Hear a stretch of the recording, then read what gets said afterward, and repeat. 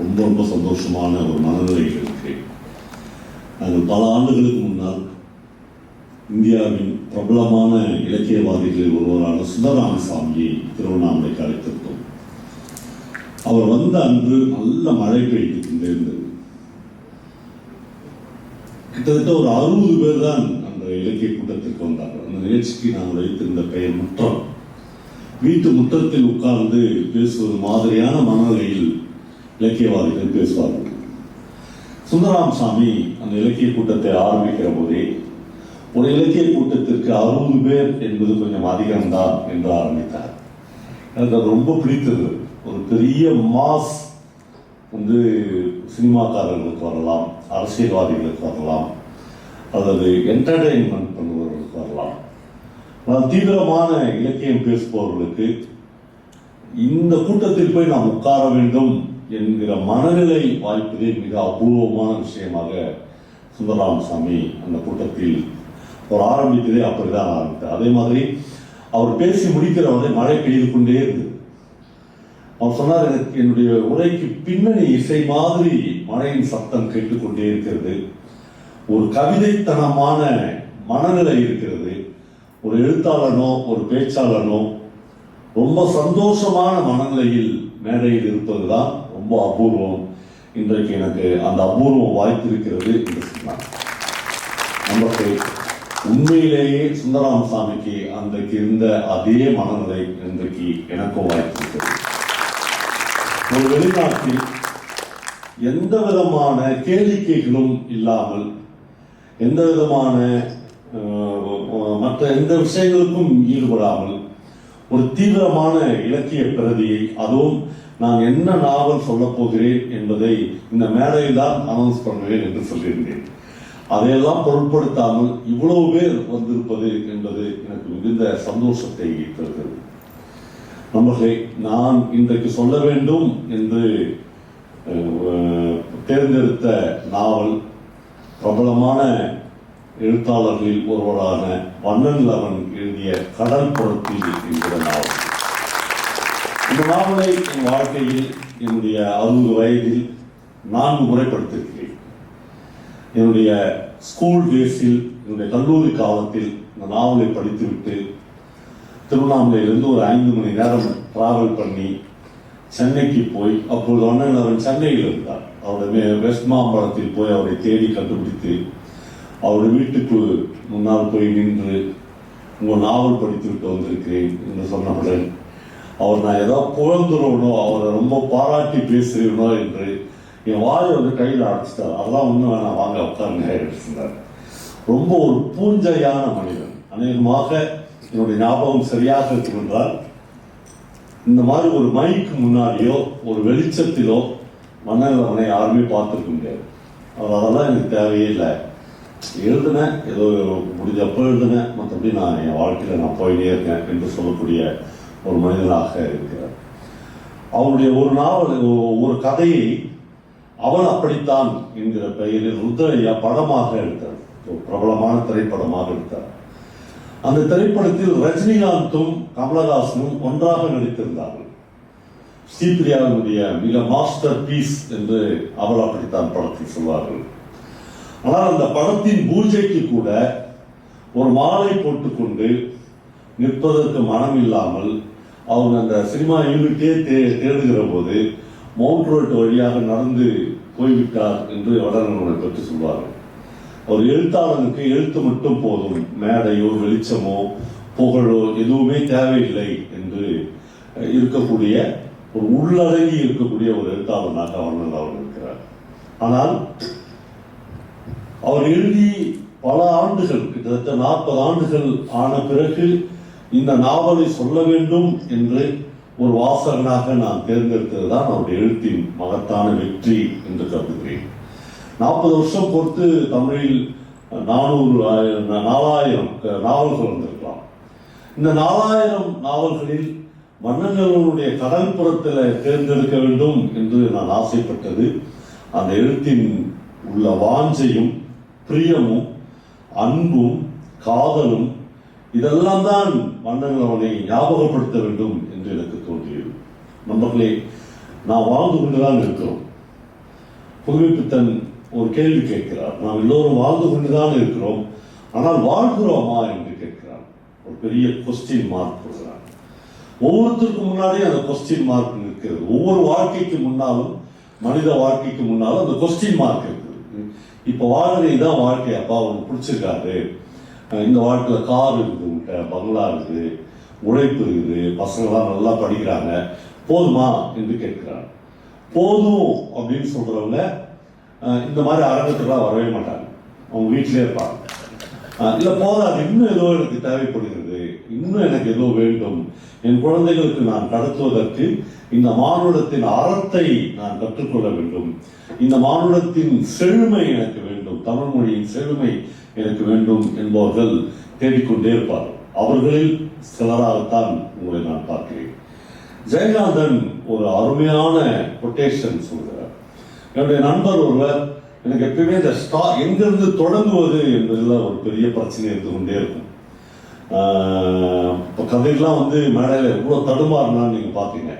அப்படியே இருக்கலாம், அவர் எங்களை மாதிரிலாம் கொஞ்சம் கற்றுக்கிட்டு மேடைக்கு வந்துட்டாருன்னா எங்கள் தொழிலுக்குலாம் ஆபத்தாயிடும். அதனால இந்த தடுமாற்றத்துடைய அவர்களாக இருக்கலாம். ஒரு ஃப்ரெண்ட் எனக்கு நிறைய கொட்டேஷன்ஸ், ரைட்டர்ஸுடைய கொட்டேஷன் அனுப்பி கொண்டே இருந்தார். அதை எனக்கு அப்படியே கப்புன்னு பிடிச்சது ஜெயகாந்தனுடைய ஒரு கொட்டேஷன். வாழ்கிறார்கள் என்ற ஒரே காரணத்தை வைத்து, வாழ்கிறார்கள் என்கிற ஒரே காரணத்தை வைத்து இந்த வாழ்க்கை எல்லோருக்கும் பிடித்திருக்கிறது என்று முடிவு கட்டிவிடக் கூடாது என்று ஜெயகாந்தன் அந்த கொட்டேஷனை சொல்கிறார். வாழ்ந்து கொண்டுதான் இருக்கிறோம், நாம் வாழ்ந்து கொண்டிருக்கிறோம் என்பதற்காக மட்டுமே இந்த வாழ்க்கையை பிடித்துதான் வாழ்ந்து கொண்டிருக்கிறோம் என்று அர்த்தம் இல்லை.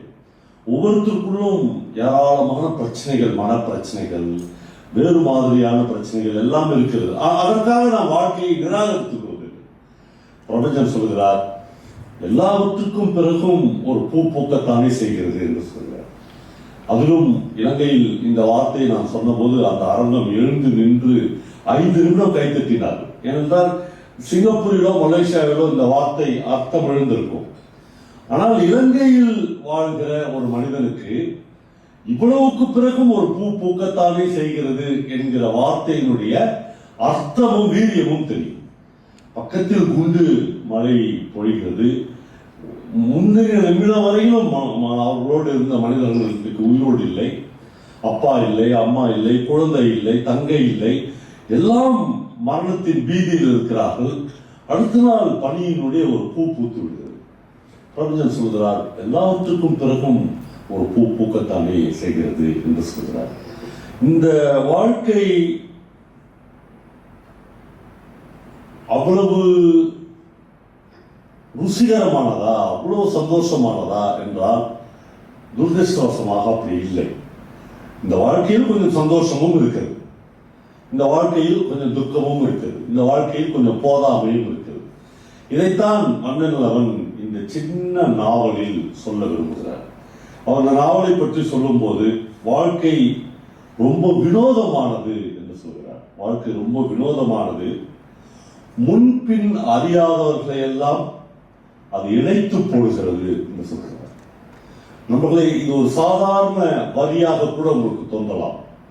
முன்பின் அறிமுகம் இல்லாதவர்களை கூட அது வாழ்க்கையில் இணைத்து போடுகிறது என்று சொல்கிறார். கடல் கடந்த காதல், பக்கத்து ஊரில் காதல், அது ஒன்றும் இல்லை. மனிதர்கள் இந்த நாவலிலேயே ஒரு ரொம்ப ஆச்சரியமான சில தகவல்கள் எல்லாம் இருக்கும். முன்பின் அறிமுகம் இல்லாத மனிதர்கள் எவ்வளவு வாஞ்சையாக ஒன்றாக சேருகிறார்கள் என்பதற்கும் அதுதான் இந்த நாவலினுடைய மைய கருத்தாக நான் பார்க்கிறேன். அதே மாதிரி நான் உன் அன்பை பரிபூரணமாக புரிந்து கொண்டேன் என்று இந்த நாவலில் ஒருவர் கூட சொல்லவே இல்லை. ஆனால் இந்த நாவலில் வருகிற எல்லா மனிதர்களும் அன்புள்ளவர்களாக இருக்கிறார்கள். இந்த உலகத்தின் மீதும், சக மனிதர்கள் மீதும், கடலின் மீதும், கடல் மனிதர்களின் மீதும் அவ்வளவு வாஞ்சையாக இருக்கிறார்கள். ஆனால் ஒருவர் கூட ஒரு இடத்தில் கூட வாயை திறந்து பத்தியா நான் எவ்வளவு வாஞ்சையாக இருக்கிறேன், எவ்வளவு அன்பாக இருக்கிறேன் சொன்னதே இல்லை. அன்பாக இருக்கிற மனிதன் ஒருபோதும் அதை பிரகடனப்படுத்தவே மாட்டான். அவன் அமைதியாக ஒரு நதி நீரை மாதிரி அதை கடந்து போகிறான். அதே மாதிரி இந்த நாவலில் ஒரு இடத்தில் கூட நான் உன் அன்பை பரிபூர்ணமாக புரிந்து கொண்டேன் என்றும் ஒரு மனிதனும் சொல்லவில்லை. நான் உன் மீது அன்பாக இருக்கிறேன் என்றும் ஒரு மனிதனும் சொல்லவில்லை. நான் உன் அன்பை பரிபூர்ணமாக புரிந்து கொண்டேன் என்றும் ஒரு மனிதனும் சொல்லவில்லை. அப்படி என்றால் மனிதர்கள் சாதாரணமாக வாழ்க்கையை கடக்கிறார்கள். அப்படி கடந்து போகிற போது துன்பப்பட்ட, துயரப்பட்ட, கண்ணீரோடு இருக்கிற, வாழ முடியாத, கடலின் இறைச்சலை மட்டுமே கேட்டுக்கொண்டு இருக்கிறவர்களுக்கு அந்த அன்பு தேவையாக இருக்கிறது. ஆனால் ஒருவனும் பிரகடனப்படுத்துவதே இல்லை, ஒருவனும் ஏற்றுக்கொண்டதாக சொன்னதே இல்லை. இதுதான் இந்த நாவலுடைய மையமாக நான் பார்க்கிறேன். அதே மாதிரி வறுமையில் சிக்கி தவிக்கும் மனிதர்களுக்கு பற்றுதலாக இருக்கும் சக இருதயர்களின் ஈரமிக்க பகுதிகள் தான் வண்ணநிலவனின் எழுத்து என்று ராஜன் சொல்கிறார். வறுமையில் சிக்கி தவிக்கும் மனிதர்களுக்கு சக இருதயர்கள் செலுத்துகிற அன்பு மட்டும்தான் இந்த வண்ணநிலவனுடைய எழுத்து என்று அந்த நாவலுக்கு முன்னுரை எழுதின ராஜன் சொல்கிறார். இந்த முன்னுரை எனக்கு ஏன் அவசியமாக இருக்கிறது, இந்த முன்னுரையிலிருந்து ஏன் இந்த நாவலை நான் ஆரம்பிக்க வேண்டும் என்று கருதுகிறேன் என்றால், இந்த நாவலில் ஒரு விசித்திரமான திருப்பங்கள், திடீர் திருப்பங்கள் அப்படியெல்லாம் ஒன்றுமே இருக்காது. இந்த நாவலில் மனிதர்கள், நான் இப்போ சொன்ன சில பகுதிகளே மிக தத்துவார்த்த ரீதியான பகுதிகளாக இருக்கும். ஒருவேளை நீங்கள் அதை எழுதி எடுத்து போய் வீட்டில் வைத்துக் கொண்டு மறுபடியும் யோசிக்கக்கூடிய விஷயமா, அதற்கான இடத்தையே இந்த சமூகம் இப்பொழுது நமக்கு தருவதில்லை. மொபைல், பரபரப்பான உலகம், அவசரமான வாழ்க்கை முறை, இதில் இப்படி விஷயங்களை எல்லாம் மனிதர்கள் யோசிக்க வேண்டுமா என்பதையெல்லாம் நம்மை நிராகரித்து போடுகிற ஒரு இடத்தில் எழுத்தாளர்கள் மட்டும்தான் மறுபடியும் நேர நம்ம கையெழுத்து நம்முடைய ஆத்மாவை திருகிறார்கள். அதனால்தான் இந்த உலகத்தில் எழுத்தாளன் ரொம்ப முக்கியமானவனாக இருக்கிறார். நம்மளே வண்ணநிலவனை பற்றி நான் ஒரு சின்ன அறிமுகம் செய்ய வேண்டும் என்று நினைக்கிறேன். வண்ணநிலவன் எனக்கு தெரிந்த 5-6 நாவல்கள் எழுதியிருக்கிறார். ஆனால் அவர் ஊரில் திருநெல்வேலியில் மிக எளிமையான ஒரு குடும்பத்தில் பிறந்து ஒரு வக்கீல் குமஸ்தாவாக தன்னுடைய வாழ்க்கையை ஆரம்பிக்கிறார். வக்கீல் குமஸ்தாவாக வண்ணநிலவன் இருந்தபோதுதான் அவரால் இன்றளவுக்கும் உலகம் முழுக்கவும் போற்றி பாதுகாக்கப்பட வேண்டிய 3 நாவல்களை வண்ணநிலவனால் எழுத முடிந்தது. கடல்புறத்தில், கம்பா நதி, ரெய்னி சையர் தெரு என்கிற 3 நாவல்கள் முக்கியமான நாவல்களாக வண்ணநிலவனுடைய நாவல்கள் இருக்கின்றன. அதற்கு பிறகு அவர் சென்னைக்கு குடிபெயர்கிறார். அதே மாதிரி தமிழில் வேறு யாராலும் நெருங்க முடியாத ஒரு 20 சிறுகதைகளையாவது வண்ணநிலவன் எழுதியிருப்பார். நான் தான் யூடியூப்லேயே ஒரு 5-6 சிறுகதைகளை சொல்லியிருக்கிறேன். பலாப்பழம், எஸ்தர், பாம்பும் பிடாரனும், உள்ளும் புறமும், மனைவி, அப்படியெல்லாம் ரொம்ப அற்புதமான மனித வாழ்க்கையில் மிக நுட்பமான பகுதிகளை தொட்டு வண்ணநிலவன் இந்த கதைகளை எழுதியிருக்கிறார். ஒரு முறை சுபமங்களா பத்திரிகையில் வண்ணநிலவனை ஒரு நேர்காணல் செய்தார்கள். ஒரு நேர்காணல் செய்கிற போது அந்த நிருபர் கேட்கிறார், சொல்லுங்க சார், இவ்வளவு புகழ்பெற்று இருக்கிறீர்கள், இவ்வளவு படைப்புகள் வந்திருக்கிறது, உங்களுடைய கதையில் ரஜினிகாந்தும் கமலஹாசனும் நடித்திருக்கிறார்கள், இன்னும் ஏராளமான சொல்லிக்கொண்டே போகிற அளவுக்கு உங்களுக்கு புகழ் இருக்கிறது, இந்த நிமிடத்தில் உங்களுடைய மனநிலை எப்படி இருக்கிறது என்று வண்ணநிலவனை சுபமங்கலாவுடைய நிருபர் கேட்கிறார். வண்ணநிலவன் பதில் சொல்கிறார், இந்த நீங்க சொன்ன எல்லா புகழையும் எல்லா பட்டத்தையும் தயவு செய்து நீங்கள் எடுத்துக்கொள்ளுங்கள், அதெல்லாம் எனக்கு எதுவுமே வேணாம். அதற்கு பதிலாக தமிழ்நாடு அரசு கவர்மெண்ட்ல எனக்கு ஒரு பியூன் வேலை போட்டு கொடுத்தால் நான் இதை விட சந்தோஷமாக இருப்பேன் என்று சொல்கிறார். ஒரு மகத்தான எழுத்தாளனை இதெல்லாம் எனக்கு வேணாம்ப்பா, எனக்கு ஒரு பியூன் வேலை கொடு, 3 வேளை சாப்பிட்டுன்னு நான் உயிரோடு இருக்கிறேன் என்று நான் சொல்ல வைத்திருக்கிறேன். இது தமிழுக்கு ஏற்பட்ட மிகப்பெரிய அவமதிப்பு என்று நான் கருதுகிறேன். ஏனென்றால் மற்ற மொழிகளில் மற்ற நாடுகளில் பல நாடுகளில் எழுத்தாளரை உச்சாணி கொம்பில் வைத்து கொண்டாடுகிறார். பிரபஞ்சன் எப்பொழுதுமே சொல்வார், ஒரு நாவல் எழுதி முடித்தால் ஒரு யூரோப்பிய ரைட்டர் அதற்கு பிறகு ஒரு தனி தீவை விலைக்கு வாங்குகிறான், ஒரு தனி பிளைட்டை விலைக்கு வாங்குகிறான். அந்த விமானத்தில் ஏறி போய் அவன் அந்த தீவில் உட்கார்ந்து தன்னுடைய அடுத்த நாவலை எழுதுகிறான். அவ்வளவு செல்வம் குவிக்கிற ஒரு விஷயமாக எழுத்து இருக்கிறது என்று சொல்கிறார். ஆனால் தமிழ்நாட்டில் ஒரு எழுத்தாளன் இதெல்லாம் எனக்கு ஒன்றும் வேணாம், இதெல்லாம் நீயே எடுத்துக்கோ, எனக்கு கவர்மெண்ட்ல சொல்லி ஒரு பியூன் போஸ்ட் போட்டு கொடுத்தா நான் நிம்மதியாக வேலை செய்வேன் என்று சொல்லுகிற அளவுக்கு நாம் ஒரு எழுத்தாளனை வைத்துக் கொண்டிருக்கிறோம். இந்த 2 அறிமுகத்தை நான் வண்ணநூலை பற்றி சொல்ல வேண்டும் என்று ஆசைப்பட்டேன். மூன்றாவதாக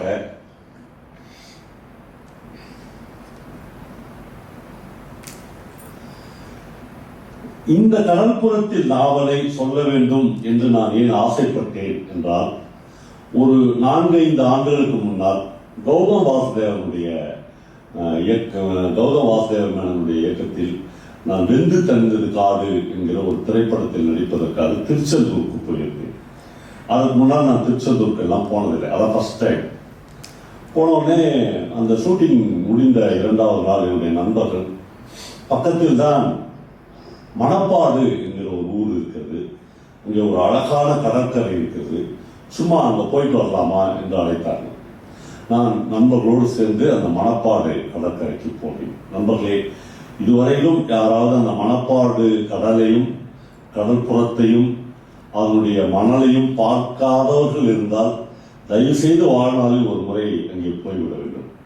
அது ஒரு பெரிய டூரிஸ்ட் ஸ்பாட் இல்லை, எப்பொழுதுமே மிக அபூர்வமான இடங்கள் டூரிஸ்ட் ஸ்பாட்டுகளாக மாறாது. அரசாங்கத்தின் கண்களில் அது படாது. அது ஒரு மாதிரி மறைவு பிரதேசம் மாதிரி அமைதியாக இருந்து கொண்டிருக்கும். அப்படித்தான் நான் அந்த மணப்பாடு கடற்கரைக்கு போய் நின்றேன்.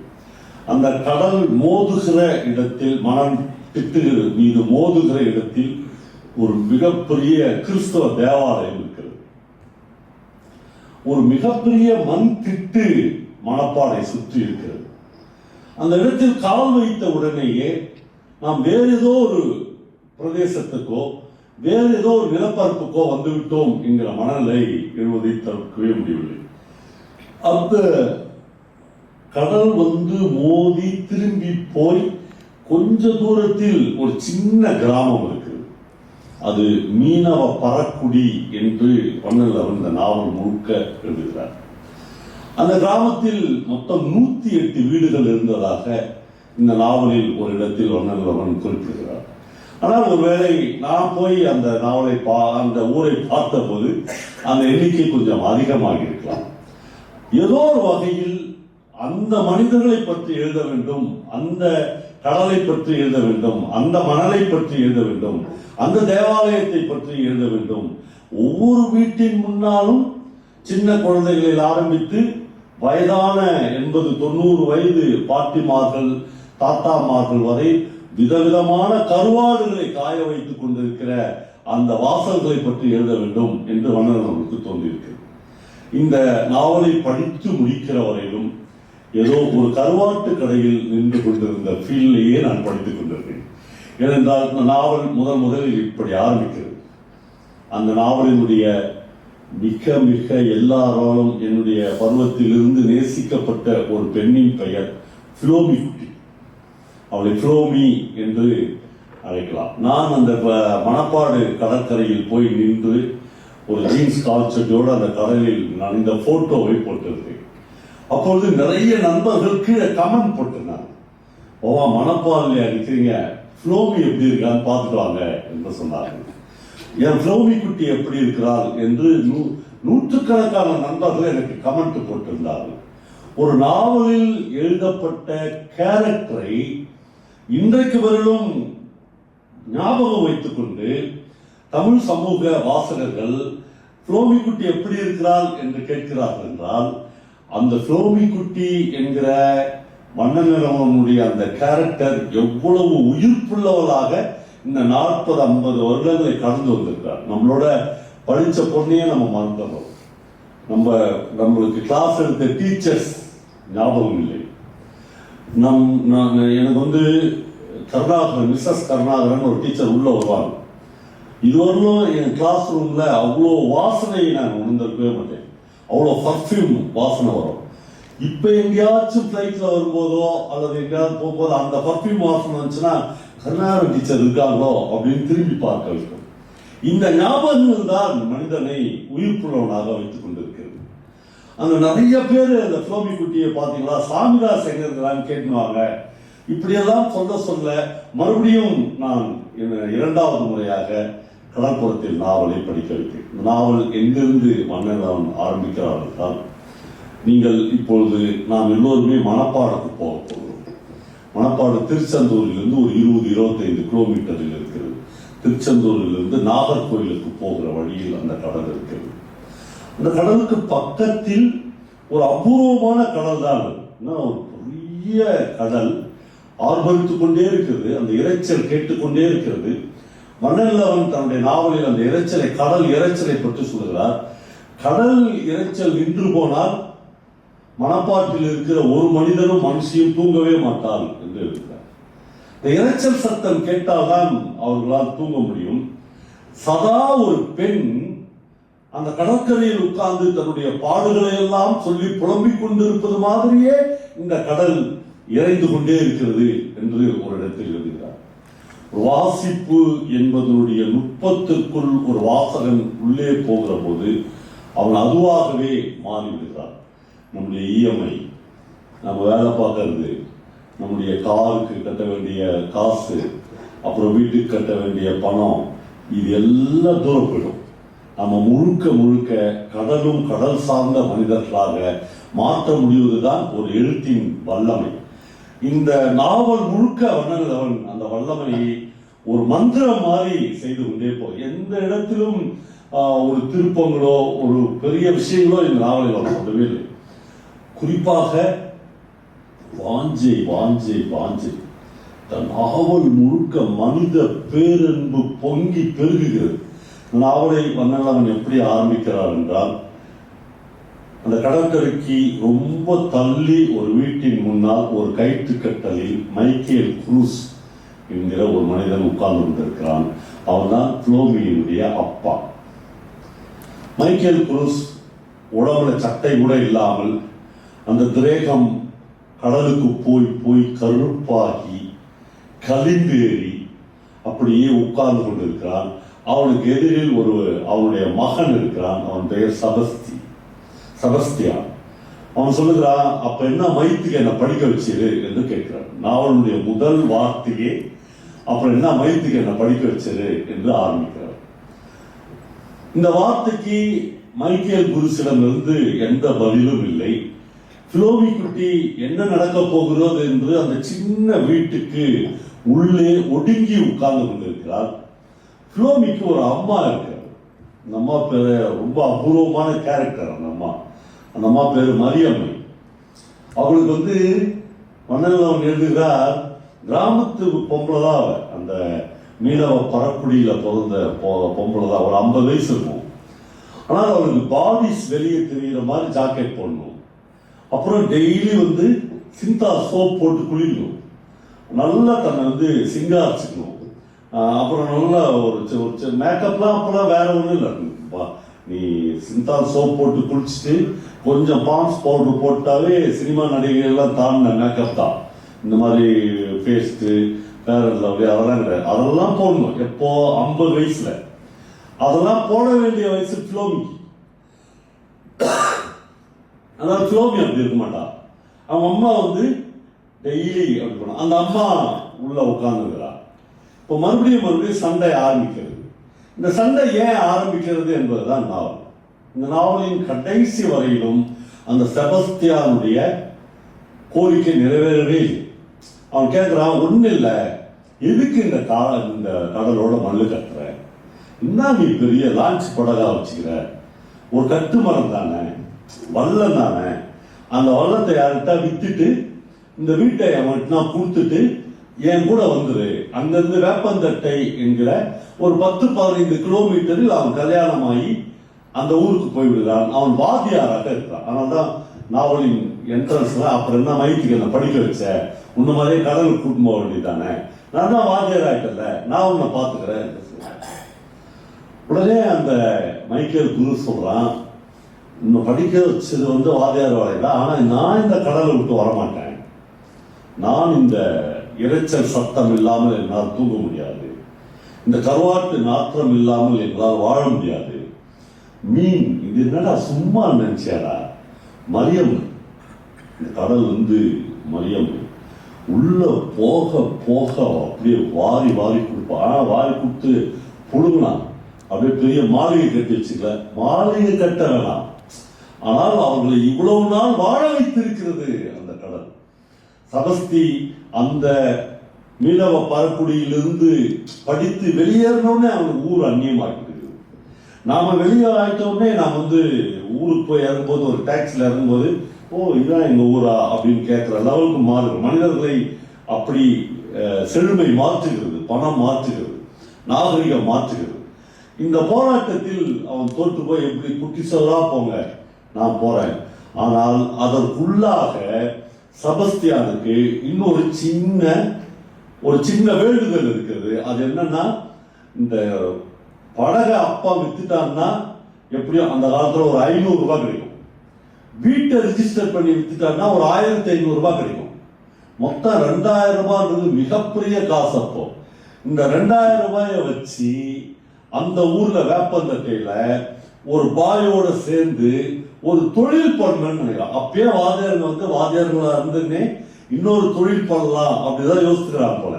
எனக்கு பார்க்கும்போது ரொம்ப ஆச்சரியமா இருந்துச்சு. இன்னைக்கும் அந்த ட்ரெடிஷன் வந்து தொடருது. எங்க ஊர்ல எல்லாம் 10 வாத்தியாருக்கு ஒரு வாத்தியாராச்சும் ஃபைனான்ஸ் நடத்துறாரு, 5 வாத்தியாருக்கு ஒரு வாத்தியாராச்சும் ரியல் எஸ்டேட் நடத்துறாரு. தொழில் பண்ணாத வாத்தியார்களே இல்லை. இப்ப செபஸ்தியானும் அதுக்கு விதிவிலக்குல. அவன் வந்து இதை கேட்கறான், இவன் இதை கேட்கிறான்னு செபஸ்தியானுக்கு புரியுது. அதனால சொல்றான், அதெல்லாம் முடியாது, நீ ஒன்னா வீட்டை கூட வித்து எடுத்துன்னு போ, இந்த வல்லம் போதும், எனக்கு இந்த வல்லம் போதும், இந்த வல்லத்துக்கு பக்கத்திலே நான் படுத்துக்குவேன், எனக்கு வீடுனே ஒண்ணு வேணாம் என்று சொல்லுகிறேன். உண்மை இந்த நாவலில் ஒரு இடத்தில் வண்ணல் அவர் கடைசியாக எழுதுகிறார், அந்த மைக்கேல் குரூஸ் என்கிற அந்த கருத்த திரேகமுடைய அந்த கருப்பேறிய மனிதன் அந்த வீட்டுக்குள்ள புழங்கினதே 2-3 தடவை தான். வீடுதான் அவனுக்கு. ஒரு நாள் வீட்டுக்குள்ள படுத்ததே கிடையாது. அவனுடைய மனைவி இருந்த போது ஒரு முறை அவளை பார்ப்பதற்காக இந்த வீட்டுக்கு வருகிறார். இந்த மைக்கேல் குருசுடைய ஒரு அப்பா இருக்கிறார். அவர்தான் ட்ரெடிஷனலான மூத்த முன்னோடி. அவருடைய இறப்பின் போது அவருடைய முகத்தை பார்ப்பதற்காக அந்த வீட்டுக்குள் வருகிறார். வீடு என்பது, இப்ப நான் பானுகுமார் வீட்டில் தங்கியிருக்கேன், அந்த வீட்டை விட்டு வெளியே வர முடியாது. வீட்டுக்குள்ள அவ்வளவு சௌகரியங்களும் இருக்கு. நீங்க திருமணம்னா அங்க ஏசி இருக்குது, எல்லாமே ஷவர் இருக்குது, அங்க இல்லாத ஒரு சௌகரியமும் இல்லை. ஆனா எனக்கு என்ன தோணுச்சுன்னா, இந்த மாநிலத்தை குதிக்க முடியுமா அப்படின்னு தோணுச்சு. ஏன்னா இந்த சௌகரியங்கள் மட்டுமே மனுஷனுக்கு தேவையில்லை. இன்னும் வெளி காற்று தேவைப்படுகிறது, பச்சைகள் தேவைப்படுகிறது. அந்த நீச்சல் குளத்தை தாண்டி போல ஒரு ஏரி இருக்குனாங்க, அங்க போயிடலாமா என்று தோன்றுகிறது. இதான் மனித வாழ்க்கை. நீங்க இதுக்குள்ளேயே இருந்த ஒரு குழந்தையால், இதுக்குள்ளேயே வாழ்ந்த ஒரு மனிதனால் இந்த சமூகத்தை பெரிய அளவில் அரவணைத்துக் கொள்ள முடியாது. அதாவது மாடசாமி என்கிற ஒரு பேராசிரியர் சொல்லுகிறார், சக மனிதனின் மூச்சு காற்று படாத இந்த திரேகம் என்ன திரேகம் என்று கேட்கிறார். நான் இதே எழுதுவேன், சக மனிதனின் மூச்சு காற்று மேல பண்ணா நீ அவனோட அவ்வளவு நெருக்கமா இருக்க வேண்டும் என்று அர்த்தம். அவன் கடைசி வரலும் அந்த வீட்டுக்கே 2-3 தடவை தான் உள்ள போயிருப்பான். இந்த வீடு ஒரு சின்ன வீடு, ஒரு சின்ன குசுனி அறை, ஒரு கிச்சன். எனக்கு உண்மையிலேயே அதை படிக்க நான், பானுகுமார், கபீர் இவங்கெல்லாம் வாழ்ந்த பழைய கூரை வீடுகள் ஞாபகம் வந்துச்சு. அதெல்லாம் அப்படியே இருந்திருக்கலாமே அப்படின்னு இப்ப தோணும். ஆனா அந்த நெருக்கம் மாடி வீடு ஆன பிறகு, ஏசி போட்ட பிறகு, நான் அப்ஸ்டர்ஸ்ல இருக்கிறேன் அப்படின்னு சொன்ன பிறகு அந்த மனித நெருக்கம் வந்து கம்ப்ளீட்டா போயிடுச்சு. அது வந்து அவ்வளவு மனித நெருக்கம் தான் மனிதர்களை இன்னும் பிரியத்தோடு வைத்திருக்கும். இப்போ இவன் நாளைக்கு அடுத்த நாள் காலையில ஊருக்கு போகிறான். செபஸ்தி ஏமாற்றத்தோடு போகிறான். அவனுடைய மனைவி பேச்சை, எல்லா கணவன்கள் மாதிரியும் மனைவி பேச்சை மீறாத ஒரு பிள்ளையாக இருக்கிறான். ஆனாலும் அப்பா வீட்டில் அவனுக்கு இந்த வலிய வீட்டிலிருந்து இன்னும் கொஞ்சம் தேவைப்படுகிறது. அதனால் அவன் இந்த வீட்டுக்கு வந்திருக்கிறான். போகிற போது நான் நாளைக்கு போறேன் என்று சொல்லிவிட்டு அந்த ஊரில் ஒரு அழகான கல்லுக்கடை இருக்கு. கல்லுக்கடை போய் அழகா இருக்கும் என்றால் அவன் மனசுக்கு அந்த கல்லுக்கடை ரொம்ப அழகான கல்லுக்கடை. செபஸ்தி அவன் மனைவி முன்னாடி பஸ் ஏறப்போ என்று சொல்லிவிட்டு கல்லுக்கடைக்கு போகிறான். ஏனென்றால் செபஸ்தியால் ஒரு நாளும் வேப்பந்தட்டையில் ஒரு டம்ளர் கல்லு கூட குடிக்க முடியாது. ஏன்னா வாத்தியார்கள் புனிதமானவர்கள், வாத்தியார்கள் கல்லு குடிக்காதவர்கள், வாத்தியார்கள் குழந்தைகளுக்கு ஒழுக்கத்தை போதிப்பவர்கள் இல்லையா? அங்க போய் அவன் கல்லு குடிக்க முடியாது. இப்படி ஊருக்கு வந்தாதான் எப்பயாவது இந்த மாதிரி கல்லு தான் குடிக்க முடியும். அப்படி கல்லு குடிக்கிற போது அவனுடைய ரஞ்சி அவன் எதிரில் கிராஸ் பண்ணி போகிறான். இந்த ரஞ்சி என்கிற பெண்ணுக்கும் செபஸ்தியானுக்கும் ஒரு மிக அற்புதமான காதல் அந்த கிராமத்தில் இருந்தது. நமக்கு இப்பொழுது இந்த கதையை கேட்கிற போதெல்லாம் நாம ஊர்ல விட்டு வந்த அந்த பெண்ணுக்கு இப்ப என்ன வயசாயிருக்கும் என்கிற நினைவுகள் திரும்பி போகும். ஒவ்வொரு மனிதர்களுக்குள்ளேயும் ஒரு பால்ய காதல் என்பது இன்னும் கிராமங்களிலேயே இருந்து கொண்டிருக்கிறது. மன்னன் இந்த கதையில் ஒரு இடத்தில் சொல்லுகிறார், கிறிஸ்துமஸ் காலங்கள் பனிக்காலத்தில் தான் வருகிறது, மார்கழியில் தான் வருகிறது, டிசம்பர் மாதத்தில் வருகிறது. ஒருவேளை பனி இல்லாமல் போனால் பண்டிகைகளே இல்லை என்று சொல்கிறார். பனிதான் மனிதர்களுக்கு பண்டிகைக்கான குதூகலத்தை கொண்டு வருகிறது என்று சொல்கிறார். இந்த கிறிஸ்துமஸுக்கு ரெடி ஆவது இல்ல, அந்த பனி, அந்த லேசான குளிர், அதுல கேட்கிற பஜனை பாடல்கள், அது நடக்கிற திருவிழாக்கள், அப்புறம் எல்லாரும் ஊருக்கு வந்து விடுவது, ஒரு சின்ன வீட்டுக்குள்ள எல்லாரும் அடைஞ்சு நின்று படுப்பதற்கு இடம் இல்லாமல் மனித சூட்டில் ஒருவர் உடலை எடுத்தொருவர் போர்த்தி தூங்குவது, இதெல்லாம் தான் பண்டிகையினுடைய குதூகலங்கள் என்று சொல்கிறார். இது எல்லாத்தையும் நம்ம இழந்தாச்சு. தனித்தனி ரூம், பையனுக்கு ஒரு ரூம், பொண்ணுக்கு ஒரு ரூம், நமக்கு ஒரு ரூம், கெஸ்டுக்கு ஒரு ரூம், தனித்தனி ரூம்ல இருந்து பண்டிகை கொண்டாடுறது எப்படி?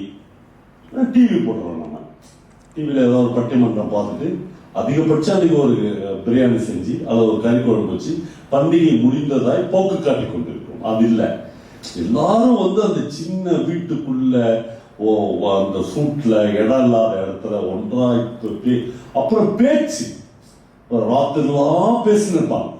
அந்த அதெல்லாமே போயிடுச்சு. பண்டிகை காலங்கள்னா 8:30 மணி நேரம் குட் நைட் காலைல பார்க்கலாம் என்று ரூமுக்கு போயிடுறப்போ அது இல்லை. பண்டிகை காலங்களில் பேச்சு பேச்சு பேச்சு, வாழ்ந்த கதை, வாழ்கிற கதை, வாழப்போகிற கதை, எல்லாவற்றையும் வயது வித்தியாசங்கள் இல்லாமல் பகிர்ந்து கொள்கிற அந்த குதூகலங்கள் இல்லாத நாட்கள் ஒரு சுடுகாட்டுக்கு சமமான நாட்கள் தான். இப்ப எல்லாம் போயிடறாங்க. இந்த அம்மா இந்த பிளோமியனுடைய அம்மா பேசிக்கொண்டு இருக்கிற போதே இந்த பிளோமியை பார்த்து ஒரு அசிங்கமான கெட்ட வார்த்தை சொல்லி ஒரு 2 சாப்பிட்றாங்க. ஏன்னா அவளுக்கு தெரியும் பிளோமிக்கு அந்த ஊரில் சாமிதாஸ் என்கிற ஒரு பையனோடு ஒரு காதல் இருக்கு. அவ எப்ப பார்த்தாலும் அந்த மகளை அந்த சாமிதாஸை சொல்லி சொல்லி அடி, எப்போ சந்தர்ப்பம் கிடைச்சாலும் 4 போடுவா. ஆனால் நண்பர்களே, ஒரு இடத்துல நான் நாவல் படிக்கும்போது சார் அப்படின்னு ஆச்சு. என்னன்னா அந்த அடி வாங்கிக்கிட்டு அவ தேம்பி தேம்பி அழுதுன்னு உட்காந்துப்பா. உட்கார்ந்து இருக்கும்போது வெளியில குருஸ் அவங்க அப்பா வெறும் உடம்போட அந்த கட்டில் மேல படுத்துனுப்பான். அவ சொல்றா, அப்பச்சி உன் கழுத்தை அப்படியே கட்டிக்கிட்டு தூங்கணும்னு ஆசையா இருந்த அப்பச்சி என்று சொல்லுறான். அந்த ஒரு அப்பாவுடைய உடம்பு சூடு இப்படி ஒரு வயதுக்கு வந்த அந்த மகளுக்கு அவ்வளவு ஆதுரமாக தேவைப்படுது. அம்மாவால் இதெல்லாம் முடிஞ்ச பிறகு இந்த சீன் எல்லாம் முடியுது. அண்ணன் ஊருக்கு போயிடுறான், ஃப்ளோமி அடி வாங்குறா, அப்பாவை கட்டி பிடிச்சி தூங்கணும் அப்படின்னு ஆசைப்படுறா. இதெல்லாம் முடிந்த பிறகு ஃப்ளோமியுடைய அம்மா மரியம் எழுச்சி குளிச்சு சோப் போட்டு குளிச்சு பவுடர் போட்டு நல்லா சீவி சிங்காரிச்சு பாடி வெளியே தெரிகிற மாதிரி ஒரு நல்ல ஜாக்கெட் போட்டுன்னு வெளியே புறப்படுகிறாள். அந்த வீட்டில் இருக்கிற எல்லாருக்கும் தெரியும் அவள் எங்கே புறப்படுகிறாள் என்று. அவளுக்கு அந்த ஊரில் ஒரு வாத்தியாரோடு ஒரு சிநேகம் இருக்கிறது. நம்மளே இந்த நாவலில் நான் ரொம்ப ரசித்த பகுதி, திரும்ப திரும்ப இந்த 4 முறை இந்த நாவலை வாசித்த போதும் நான் ரசித்த பகுதி, அந்த வாத்தியாருக்கும் இந்த மரியாளுக்கும் ஒரு பிற உறவு இருக்கிறது என்று எங்காவது ஒரு இடத்தில் வண்ணன் அவன் எழுதியிருக்கிறாரா என்று பார்ப்போம். ஒரு இடத்துல கூட எழுதுறாரு. அது என்ன உறவு அப்படின்னு வண்ணனுக்கே தெரியாது, படிக்கிற வாசகனுக்கும் தெரியாது, கேட்கிற உங்களுக்கும் தெரிய போகுது. அதான் அவ போவார். அந்த வாத்தியார் வீட்டுக்கு போய் அவர் அந்த வாத்தியாருக்கும் இவளுக்கு என்ன உறவுன்னா, இவங்க 2 பேரும் ஒரே ஊருக்காரங்க. வாத்தியார் இந்த ஊர்ல வேலை கிடைச்சி வந்திருக்காரு, இவன் இந்த ஊர்ல கல்யாணம் பண்ணிட்டு வந்துக்கிறார். இப்ப இவ நல்ல மேக்கப் பண்ணிட்டு அவர் வீட்டுக்கு போய் உட்கார்ந்து பேசிட்டு வருவாள்ல, அந்த நிமிடங்கள் தான் தன் வாழ்க்கையில் வாழ்வதற்கான நிமிடங்கள் என்று மரியம்மை தெரிந்து வைத்திருந்தாள் என்று மன்னன் அவர் எழுதுகிறார். இந்த குருசோட இருக்கிறது, ஃப்ளோமியோட இருக்கிறது, பையன் வாத்தியாரா இருக்கிறது, இந்த வாத்தியார் கூட போய் பேசிட்டு வர நிமிடங்களுக்காகத்தான் தன் வாழ்க்கை அர்ப்பணிக்கப்பட்டிருப்பதாக மரியம்மை. இந்த ஒரு மனைவி இப்படி போய் யாரோ ஒரு வாத்தியார் வீட்டில் எப்ப பார்த்தாலும் இருந்துட்டு வரா அப்படின்றத இந்த ஜென்டில் கணவர்களால் கூட ஏற்றுக்க முடியாது. ஏற்றுக்கின மாதிரி நடிப்பாங்க, ஆனா உள்ளுக்குள்ள புகஞ்சினே இருக்கும். அது நான் ஒருத்தர் குத்துக்கலாட்டங்கிறேன், என்கிட்ட அப்படி மேக்கப்லாம் பண்ணின்னு ஒரு நாள் கூட நீ பேசுறதே இல்லை. அந்த வார்த்தைக்கிட்ட அப்படி என்னடி இருக்குது மனசுக்குள்ள நினைச்சுக்குவான். நீ அவன் வெளியே கேட்டான்னா அவன் ரொம்ப கேவலமான மனுஷனாயிடுவான். ஏன் எங்க ஊருக்காரு வாத்தியார் வந்துருக்காரு, அவர் கூட போய் நான் பேசக்கூடாதான்னு ஆயிடுவாங்க. அப்புறம் இவனை சமூகத்தில் ரொம்ப கீழே நினைச்சுக்காங்க. அவன் ரைட்டு நடக்கிறது நடக்கட்டும் அப்படின்னு போயிட்டே இருப்பாங்க. ஆனால் ஒரு தடவை அவன் இந்த மரியம்மைய, இந்த புலோமிகளுடைய அம்மைய ஒரு தடவை கூட தன் வாழ்க்கையில மரியம்மைன்னு கூப்பிட்டதே இல்லை. அவளை விசாரிக்கிறதுனால வீட்டில் அவன் எப்படி விசாரிப்பான், குருஸ் அந்த அவசாரி எங்க போனான் அப்படின்னு கேட்பான்.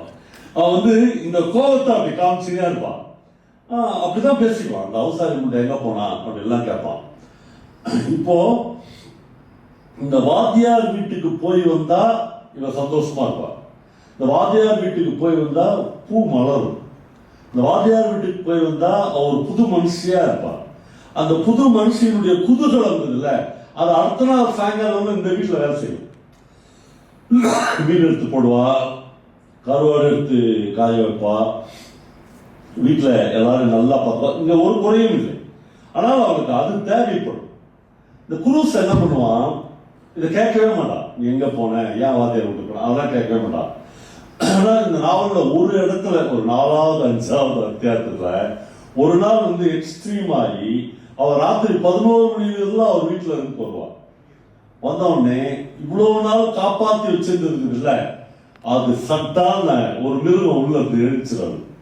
11 மணி வரல அவன் வீட்டுல என்னாடி வேலை அப்படின்னு போட்டு பின்னி எடுத்துருவான். அதோட முடிச்சு. இப்போ இந்த வீடு இப்படியே போது. இந்த பிலோமிக்கு ஒரு காதல் இருக்கிறது. ஆனால் அந்த சாமிதாஸ் யாரு என்ன எதுவுமே விளக்கமாக இல்லை. இந்த அம்மா அது காதல் இல்லை, ஒரு சிநேகிதி என்றுதான் மன்னன் அவன் எழுதுகிறார். ஏதோ அந்த வாத்தியார் வீட்டுக்கு போயிட்டு வந்தா அவர் சந்தோஷமாக இருப்பார் என்று மட்டும்தான் எழுதுகிறார். வாழ்க்கை சுழன்று சுழன்று ஓடுகிறது.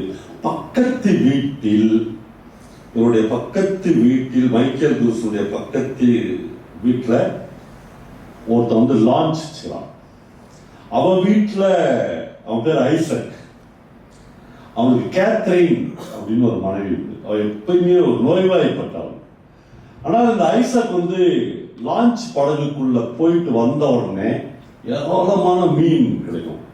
இந்த குருஸ் ஒரு கட்டுமரம் தான் வச்சுக்கலாம். இது வல்லம் அப்படின்றாங்க. இவங்களால இந்த இவ்வளவு மீனுக்கு மேல எடுத்துன்னு வர முடியாது. அவன் அப்படியே டன் கணக்குல எடுத்துட்டு கொட்டுவான். வந்த உடனே கேத்தரின் அடி உதவிடும். என்னன்னா, நான் கடலுக்கு போனப்ப எவண்டி போறான் வீட்டுக்குன்னு கேட்பான். அப்படிலாம் யாருமே வந்த வீடே கிடையாது. அப்படியே ஒரு நோயாளி பொண்ணு. அவனுக்கு என்ன மனசுக்குள்ள இருக்குன்னா, பக்கத்து வீடே இந்த பிலோமி குட்டிகளுடைய வீடு. இந்த கேத்தரினை எப்படியாவது அடிச்சு தொத்திட்டு இந்த பிலோமி குட்டியை நம்ம 2வது கல்யாணம் பண்ணீங்கன்னா நம்ம இன்னும் நல்லா இருக்கலாம். ஒரு செழிப்பான பொண்ணை நம்ம கல்யாணம் பண்ணோம். ஏன்னா மன்னலவன் பல இடங்கள்ல இந்த கேத்தரினுடைய கருப்பு உதடுகளை பற்றி மட்டும் பல பேராகிராஃப் எழுதுகிறார். அந்த கருப்பு உதடுகள் எவ்வளவு அழகானவை, அது எவ்வளவு வசீகரமானவை. அந்த லிப்டிக் போறது அதெல்லாம் கிடையாது. ஆனால் அந்த கருப்பு உதடுக்கு அந்த மணப்பாடு கிராமமே அடிமையா இருக்கும். அவ்வளோ பேரும் வயசானவங்களும் அந்த கருப்பு உதடுகளுக்காக ஏங்குவார்கள் அப்படிலாம் எழுதினார். இப்ப இவன் பக்கத்து வீட்டுலதான் இருப்பான். அவன் அந்த ஐசக் இவன் மேல எப்பயுமே ஒரு பிரேமையோட இருந்துனே இருப்பான். ஆனால் அவனுக்கு ஃப்ரெண்டு யாருன்னா இவங்க அப்பா. அவருக்கு அது தெரியாது, நம்ம பொண்ணு மேலே இவன் ரொம்ப இதுவாக இருக்கிறதெல்லாம் தெரியாது. இவங்க 2 பேரும் ஒன்றா கண்ணு குடிக்க போகிறது, ஒன்றா சாராயம் குடிக்கிறது. ஆனால் அங்கே போனவுடனே 2 பேரும் பெரிய புரோதி ஆவாங்க. எங்கன்னா கடற்கரையில். ஏன்னா இவர் வள்ளத்தை 4 பேரை வச்சு தள்ளிந்தான் உள்ளே போக முடியும். அவன் லான்ச் படகுல போவான்.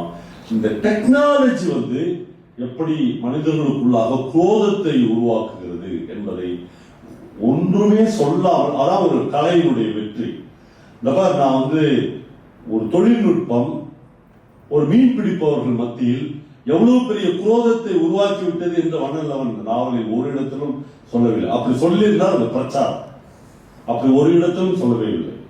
அவன் இந்த லான்ச் படகுக்காரர்களுக்கும் வல்லம் ஓட்டுபவர்களுக்கும் எப்படி ஒரு குரோதம் வளர்ந்து கொண்டு இருக்கிறது என்பதை மட்டும் அவர் சொல்லுகிற போது, ஒரு டெக்னாலஜி மனிதர்களை எப்படி குரோதத்தை வளர்க்கிறது, எப்படி மனிதர்களை இயலாதவர்களாக மாற்றுகிறது, மனிதர்களை எப்படி ஏமாற்றுகிறது, மனிதர்களை எப்படி வஞ்சிக்கிறது, இப்படி பல டைமென்ஷனில் ஒரு வாசகன் யோசிப்பதற்கு இடம் இருக்கு.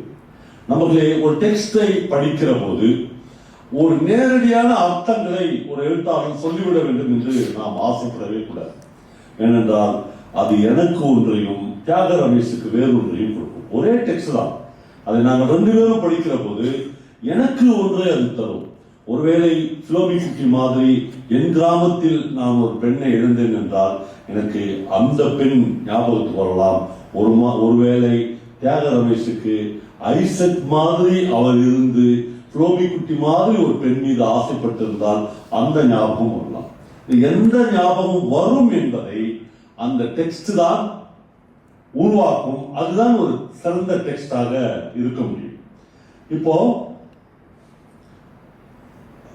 இங்க கொஞ்ச நேரத்துக்கு முன்னாடி நம்மோடு பேசின உமா கதிர் நேற்று எனக்கு ஒரு அற்புதமான சிறுகதையை கொடுத்தார்.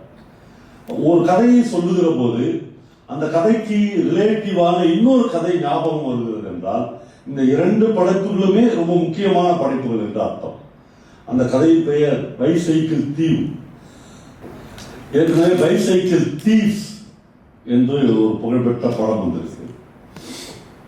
ஒரு இத்தாலியன் படம். என்னுடைய சின்ன வயசில் நான் அந்த படத்தை பார்த்தது. நம்மள அந்த படத்தை பார்த்துட்டு என்னுடைய சின்ன வயசில் நான் கத்தரி அழுது கொண்டே வெளியேறும். அவ்வளவு சோகமான படம்லாம் இல்லை. ஒரு சீன், இந்த சீன்ல என்னன்னா, அந்த உலகத்தில் எது வேண்டுமானாலும் நடக்கலாம். ஒரு மகன் முன்னாடி ஒரு அப்பா அவமானப்படுறார். அப்படி என் பையன் முன்னாடி நான் இது அவமானப்பட்டதில்லை சார், வாழ்க்கை முழுக்க அப்படி கடந்துட்டேன் என்று சொல்லுகிற அப்பாக்கள் உண்மையிலேயே பாக்கியவான்கள். இந்த படத்துல ஒருத்தன் சைக்கிள் திருடுவான். சைக்கிள் திருடி போலீஸ்கிட்ட மாட்டிக்குவான். மாட்டினோடனே ஒரு பெரிய கும்பல் கூடிடும். அவனை போலீஸ் அரெஸ்ட் பண்ணி அடிச்சு கூட்டு போவாங்க. ஸ்கூல் முடிஞ்சு பையன் வந்துடுவான். பையன் அந்த கூட்டத்தில் நின்று அப்பாவை பார்ப்பான். இதான் காட்சி. அது எவ்வளவு ஒரு மோசமான காட்சி. அந்த அப்பா அந்த பையனை பார்த்துருவான். இப்போ போலீஸ் இவனை அரெஸ்ட் பண்ணி கூட்டின்னு போறாங்க. அந்த அப்பா அந்த பையனுக்கு சொல்லுவான், நான் திருடல, இவங்களாம் நிஜ போலீஸ் கிடையாது, இது டிராமா, நாங்கள் தெருவில் நாடகம் நடிக்கிறோம், நான் திருடின மாதிரி திருடி, இவங்க நிஜ போலீஸ் கிடையாதுப்பா, எனக்கு சும்மா விளையாடுறாங்க என்பதை மகனுக்கு கடத்த முயற்சிப்பான். இப்படி ஒரு காட்சியை அந்த இத்தாலியன் படத்துல பார்த்துருக்கோம். ரொம்ப அபூர்வமான காட்சி அது. அதே மாதிரி இந்த பைசைக்கிள் தீவு என்கிற அந்த படத்தை சிங்கப்பூரை மையமாக வைத்து உமா கதிர் அந்த கதை எழுதியிருக்கார்.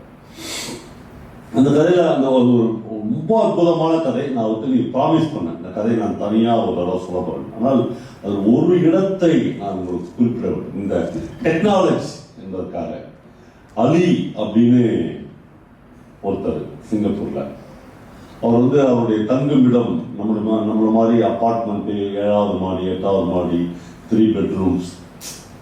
அவர் மனிதர்கள் ஏற முடியாத ஒரு படிக்கட்டு இருக்குது.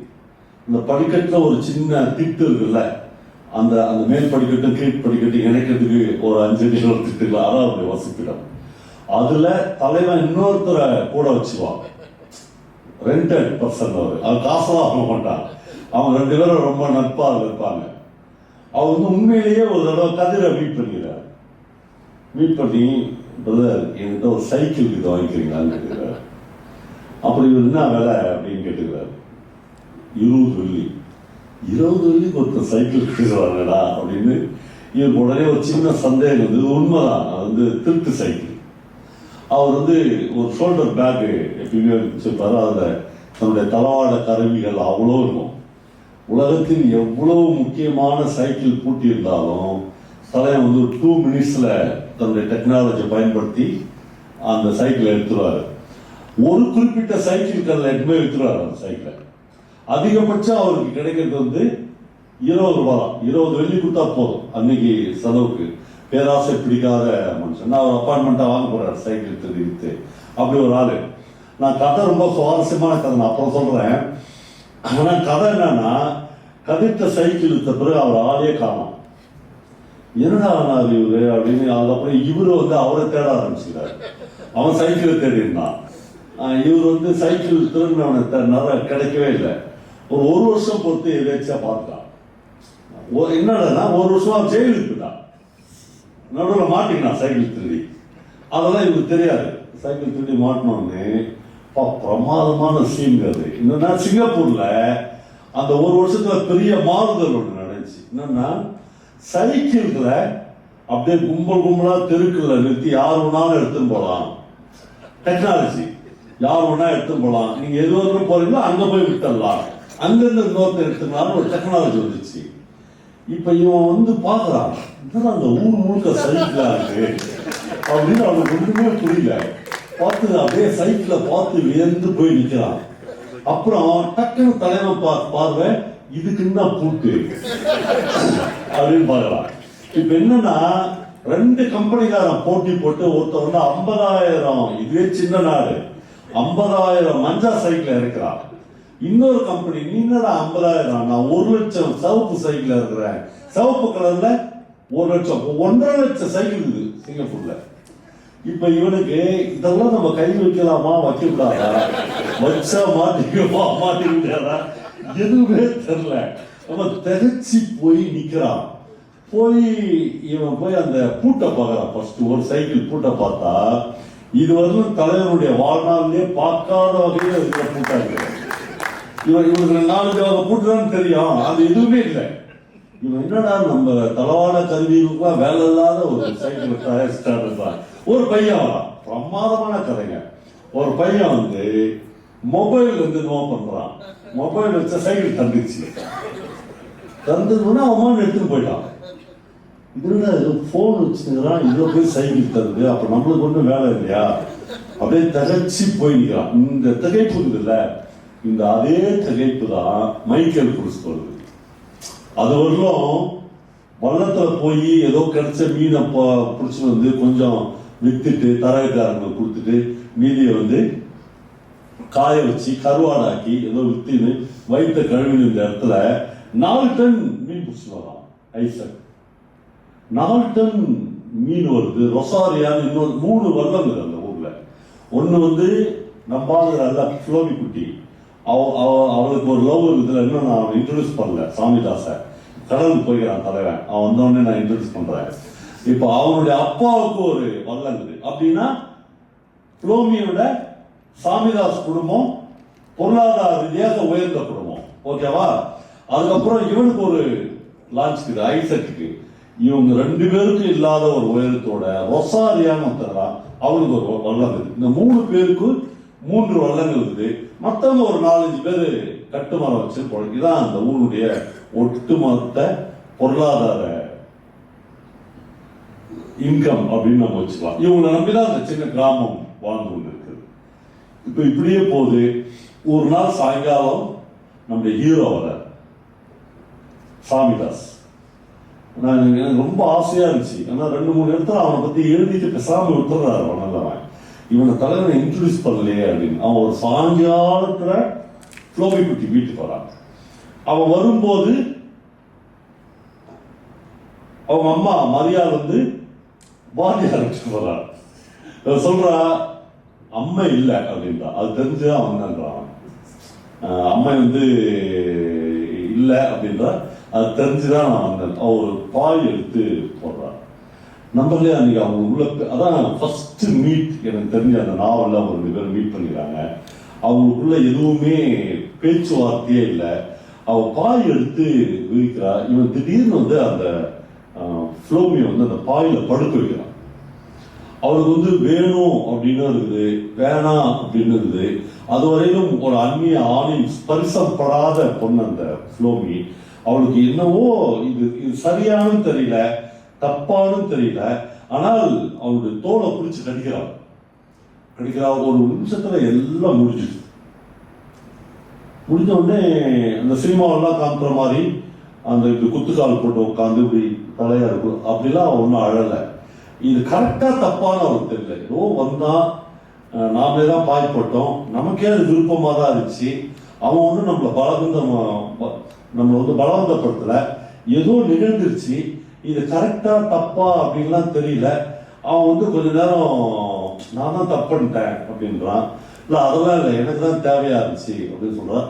டக்குன்னு முடிஞ்சிடு, எல்லாம் முடிஞ்சு அவன் எழுச்சி போயிடறான். அவன் கடலை திறந்து போறதையே அவர் பார்த்து கொண்டே இருக்கிறார். கடல் இரைச்சல் இன்னமும் அதிகமாக கேட்கிறது. மனிதன் இந்த நாவலில் முதலில் சொல்வது மாதிரி ஒரு பெண்ணுடைய பாடுகளை கடல் கேட்டுக்கொண்டிருக்கிற மாதிரி கடல் இறைந்து கொண்டே, இந்த நாவல் முடிகிற வரையிலும் கடல் இரைச்சல் நிற்காமல் இறைந்து கொண்டே இருக்கிறது. சற்று நேரத்துக்கு முன்னால் இந்த ஃபிலோமியின் மனநிலை இல்லை. இப்பொழுது அதே கடல் இரைச்சல் இவளுக்கு வேறு மாதிரியாக கேட்டுக்கொண்டே இருக்கிறது. ஒரு கடலையே பார்த்து கொண்டிருக்கிறார். வெளியில் வந்து உட்கார்கிறார். தேவையில்லாமல் மைக்கேல் குரூஸ் மீதும் செபஸ்தி அண்ணன் மீதும் இவளுக்கு அமலோர் பவமேரி என்கிற ஒரு அக்கா இருக்கிறார். அவளை ஏதோ ஒரு ஊரில் கட்டி கொடுத்திருக்கிறார்கள். அவள் எப்பொழுதாவது கிறிஸ்மஸ்க்கு வந்து போவாள். தன்னுடைய கணவனோடும் குழந்தைகளோடு வந்து போவாள். செபஸ்தி அண்ணனோடும் அமலோர் பவன் மீதும் அம்மா மீதும், குறிப்பாக அம்மா மீதும், எல்லார் மீதும் ஒரு கசப்பு வருது, ஒரு கோபம் வருது, ஒரு இயலாமை வருது. ஒருவேளை நீங்கள் யாராவது ஒருவர் இந்த வீட்டில் இருந்திருந்தால் இப்படியெல்லாம் நிகழ்ந்திருக்காது என்று அவள் தன்னைத்தானே ஏமாற்றிக் கொள்கிறார். ஏனென்றால் அவளுக்கு பெரிய விருப்பம் சாமிதாஸ் மீது இருந்தது. சாமிதாஸை அவள் திகட்ட காதலிக்கிறார். ஆனால் சாமிதாஸுக்கு ஃப்ளோமி மீது பெரிய பிரேமை இருந்தது. அது சரியான பிரேமை தானா, சரியான விகிதத்தில் தான் அந்த காதல் இருந்ததா என்றெல்லாம் தெரியாது. நம்மளே இந்த நாவலை நான் முடிக்கிற வரையிலும் ஒரு மனிதனும் ஒரு இடத்திலும் வெறுப்புக்குரிய மனிதர்களாக இல்லவே இல்லை. எல்லா மனிதர்களுக்கும் ஜெயகாந்தன் சொல்வது மாதிரி ஒரு நியாயம் இருக்கு. வாழ்க்கை என்பது வேறொன்றும் இல்லை, அந்தந்த நேரத்து நியாயங்கள் என்று சொல்ற சாமிதாசுக்கு அந்த நேரத்து நியாயம் ஃப்ளோமி தேவைப்பட்டார். ஃப்ளோமிக்கு அந்த நேரத்து நியாயம் சாமிதாஸ் தேவைப்பட்டார். அந்த நேரத்து நியாயம் மரியமைக்கு வாத்தியார் தேவையா இருந்தார். அந்த நேரத்து நியாயம் குருசுக்கு வள்ளத்தை எடுத்துக்கொண்டு கடலுக்கு போக வேண்டியதா இருந்தது. வாழ்க்கை 4 பேரையும் 4 திசையில் செலுத்துகிறது.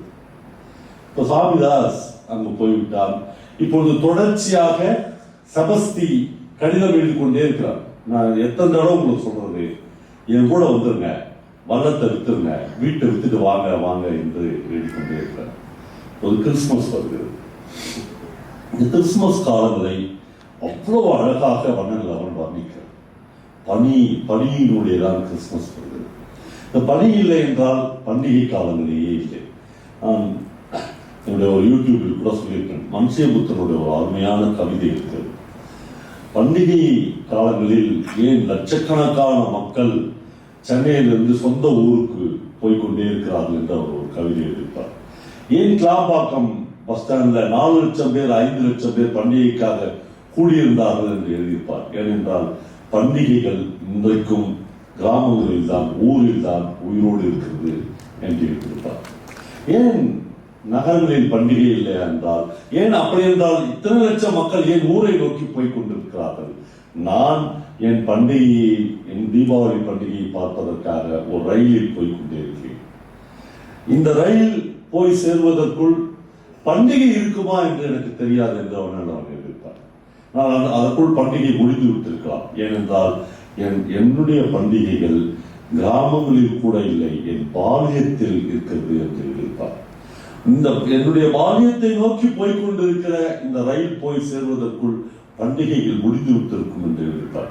கிறிஸ்துமஸ் பண்டிகை தொடங்கும், எல்லாரும் இந்த கிறிஸ்துமஸ் பண்டிகைக்கு ஊருக்கு வந்திருப்பார்கள்.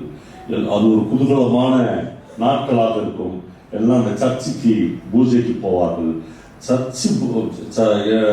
அந்த சர்ச்சுக்கு பிலோமி நடந்து போகிற வரையிலும் 2 விஷயத்தை மிக மிக அற்புதமாக உணர்வாங்க எழுதிட்டார். அவருடைய 2 கண்களும் ஒரு பக்கம் சாமிதாசை தேடிக்கொண்டே இருக்கும். சாமிதாசை விடவும் 1 இன்ச் மேலாக அவருடைய பிரியமான தோழி ரஞ்சி தேடும். அந்த ரஞ்சி சாமிதாசுக்கும் மேல ஒரு இடத்துல அவங்க 2 பேரும் நிறுத்திட்டு ரஞ்சியா சாமிதாசன் ரஞ்சி தான் கூப்பிடுவாங்க. அவ்வளவு பிரியமான தோழி. அந்த ரஞ்சி தான் அந்த செபஸ்தியான லவ் பண்ணி அந்த லவ் ஃபெயிலியர்ல அவன் யாரையோ கல்யாணம் பண்ணிட்டு ஒரு டீச்சரோட அவன் போயிடறான். இப்படி அவர்கள் சர்ச்சுக்கு போவார்கள். சர்ச்சில் திரும்பி திரும்பி அவள் சாமிதாஸ் வந்து விட்டானா என்பதை பார்த்து கொண்டே இருப்பான். கொஞ்சம் கொஞ்சமாக இந்த இன்சிடென்ட்டுக்கு அப்புறம் இன்னும் ஒரு இன்சிடென்ட் இருக்கிறது. மறுபடியும் ஒரு முறை ஒரு தென்னந்தோப்பில் பிலோமியும் சாமிதாசும் சந்திப்பார்கள். இந்த முறை அவன் மிக கண்ணியமாக நடந்து.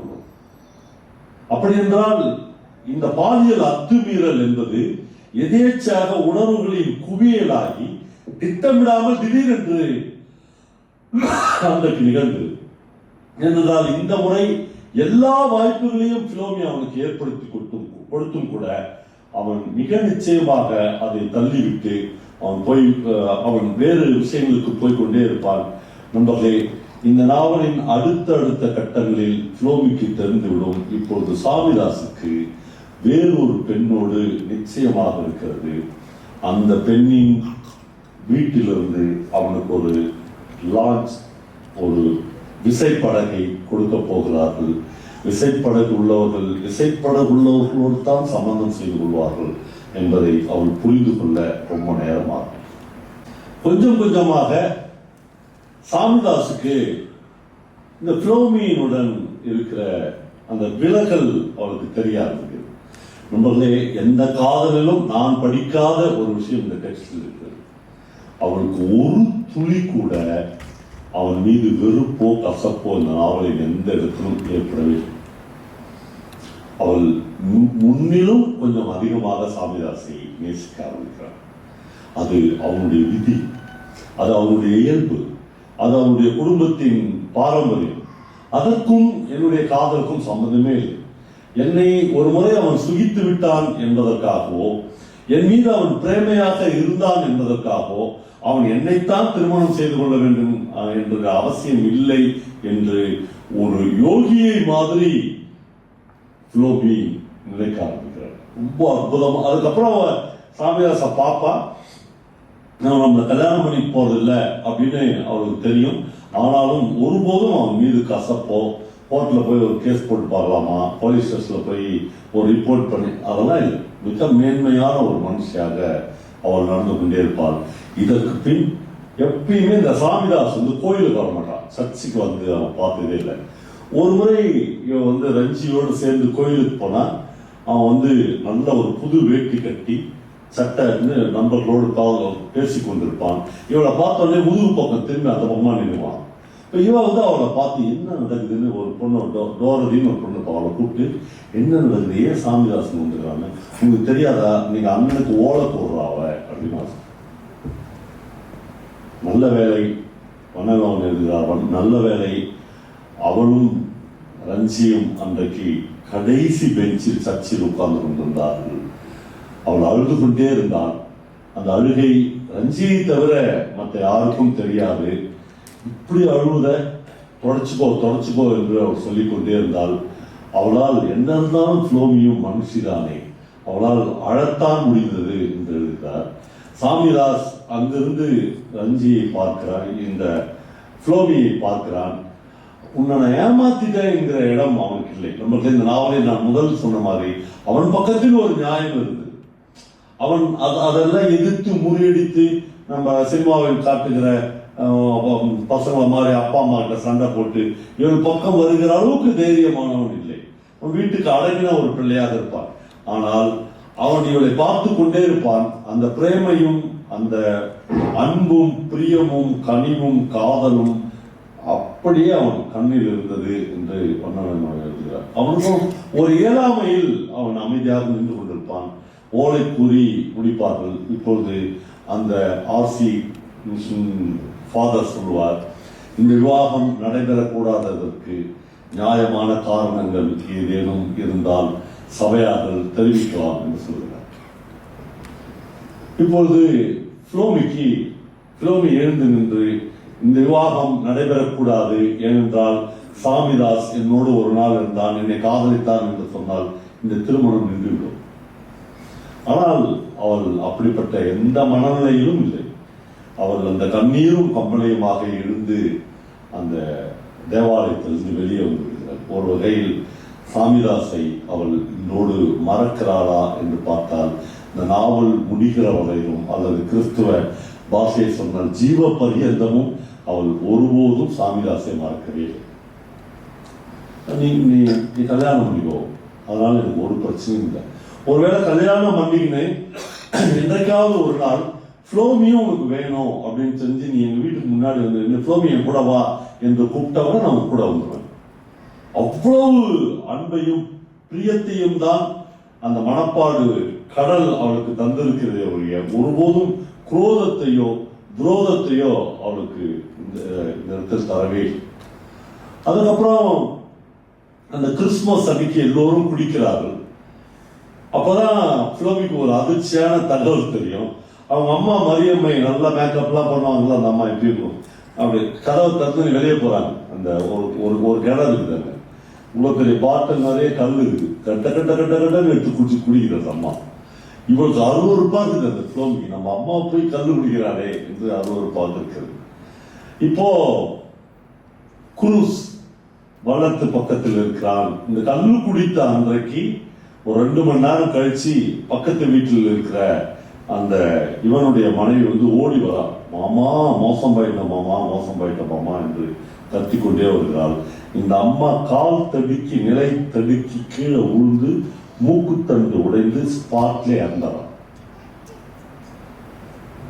அது வரலும் அவசாரி முண்டை அது இதுன்னு இவன் திட்டினவன், ஐயோ என் குடும்பம் போச்சே, என் குடும்பம் நடுத்தரு போச்சே என்று கதறி அழுது அந்த குடும்பம் கிட்டத்தட்ட ஒரு சிதைவுற நிலைக்கு வந்து விடுகிறது.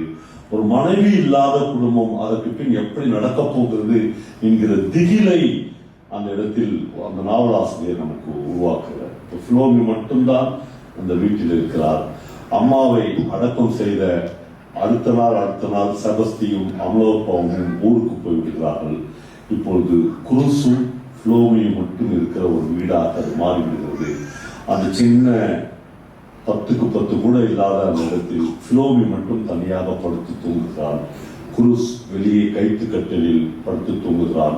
முன்னிலும் அதிகமாக 2-3 மடங்கு குடிக்கிறான். அவனுக்கு தூக்கத்தில் இருந்து எழுப்பி கேட்டாலும் குருசுக்கு பிடிக்காத மனிதன் இந்த உலகத்துல யாராக இருக்க முடியும்? நீ சொல்ற, ஆமா, வாத்தியாக இருக்க முடியும். இந்த வாத்தியார் வந்து அவனால ஒண்ணுமே பண்ண முடியாது. ஏன்னா அந்த வாத்தியார் வந்து உண்மையிலேயே ரொம்ப நல்ல மனுஷன். அப்புறம் இவன் மனைவிக்கும் அந்த வாத்தியாருக்கும் என்ன உறவு அப்படின்னு இவனுக்கே தெரியாது. இவனே குழம்பிய நிலையில் தான் இருப்பான். ஆனா அவனுக்கு பிடிக்கவே பிடிக்காது.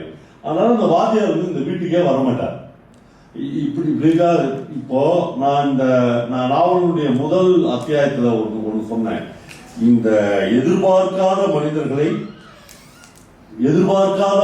இது ஒன்றோடு ஒன்று சேர்த்து வைக்கிறது அப்படின்னு சொன்னல. இந்த அம்மாலாம் இறந்த பிறகு அந்த வீட்டில் ஒரு பெரிய சூன்யம் சூழ்ந்து கொள்கிறது. இந்த பெண்ணுக்கு எங்க போறதுன்னே தெரியல. இந்த பக்கம் ரஞ்சி வந்து அவங்க வீட்டுக்கு போயிடுறான், அவ கட்டின வீட்டுக்கு போயிடுறான். செபஸ்தியனை அவங்க வீட்டுக்கு போயிடுறான்.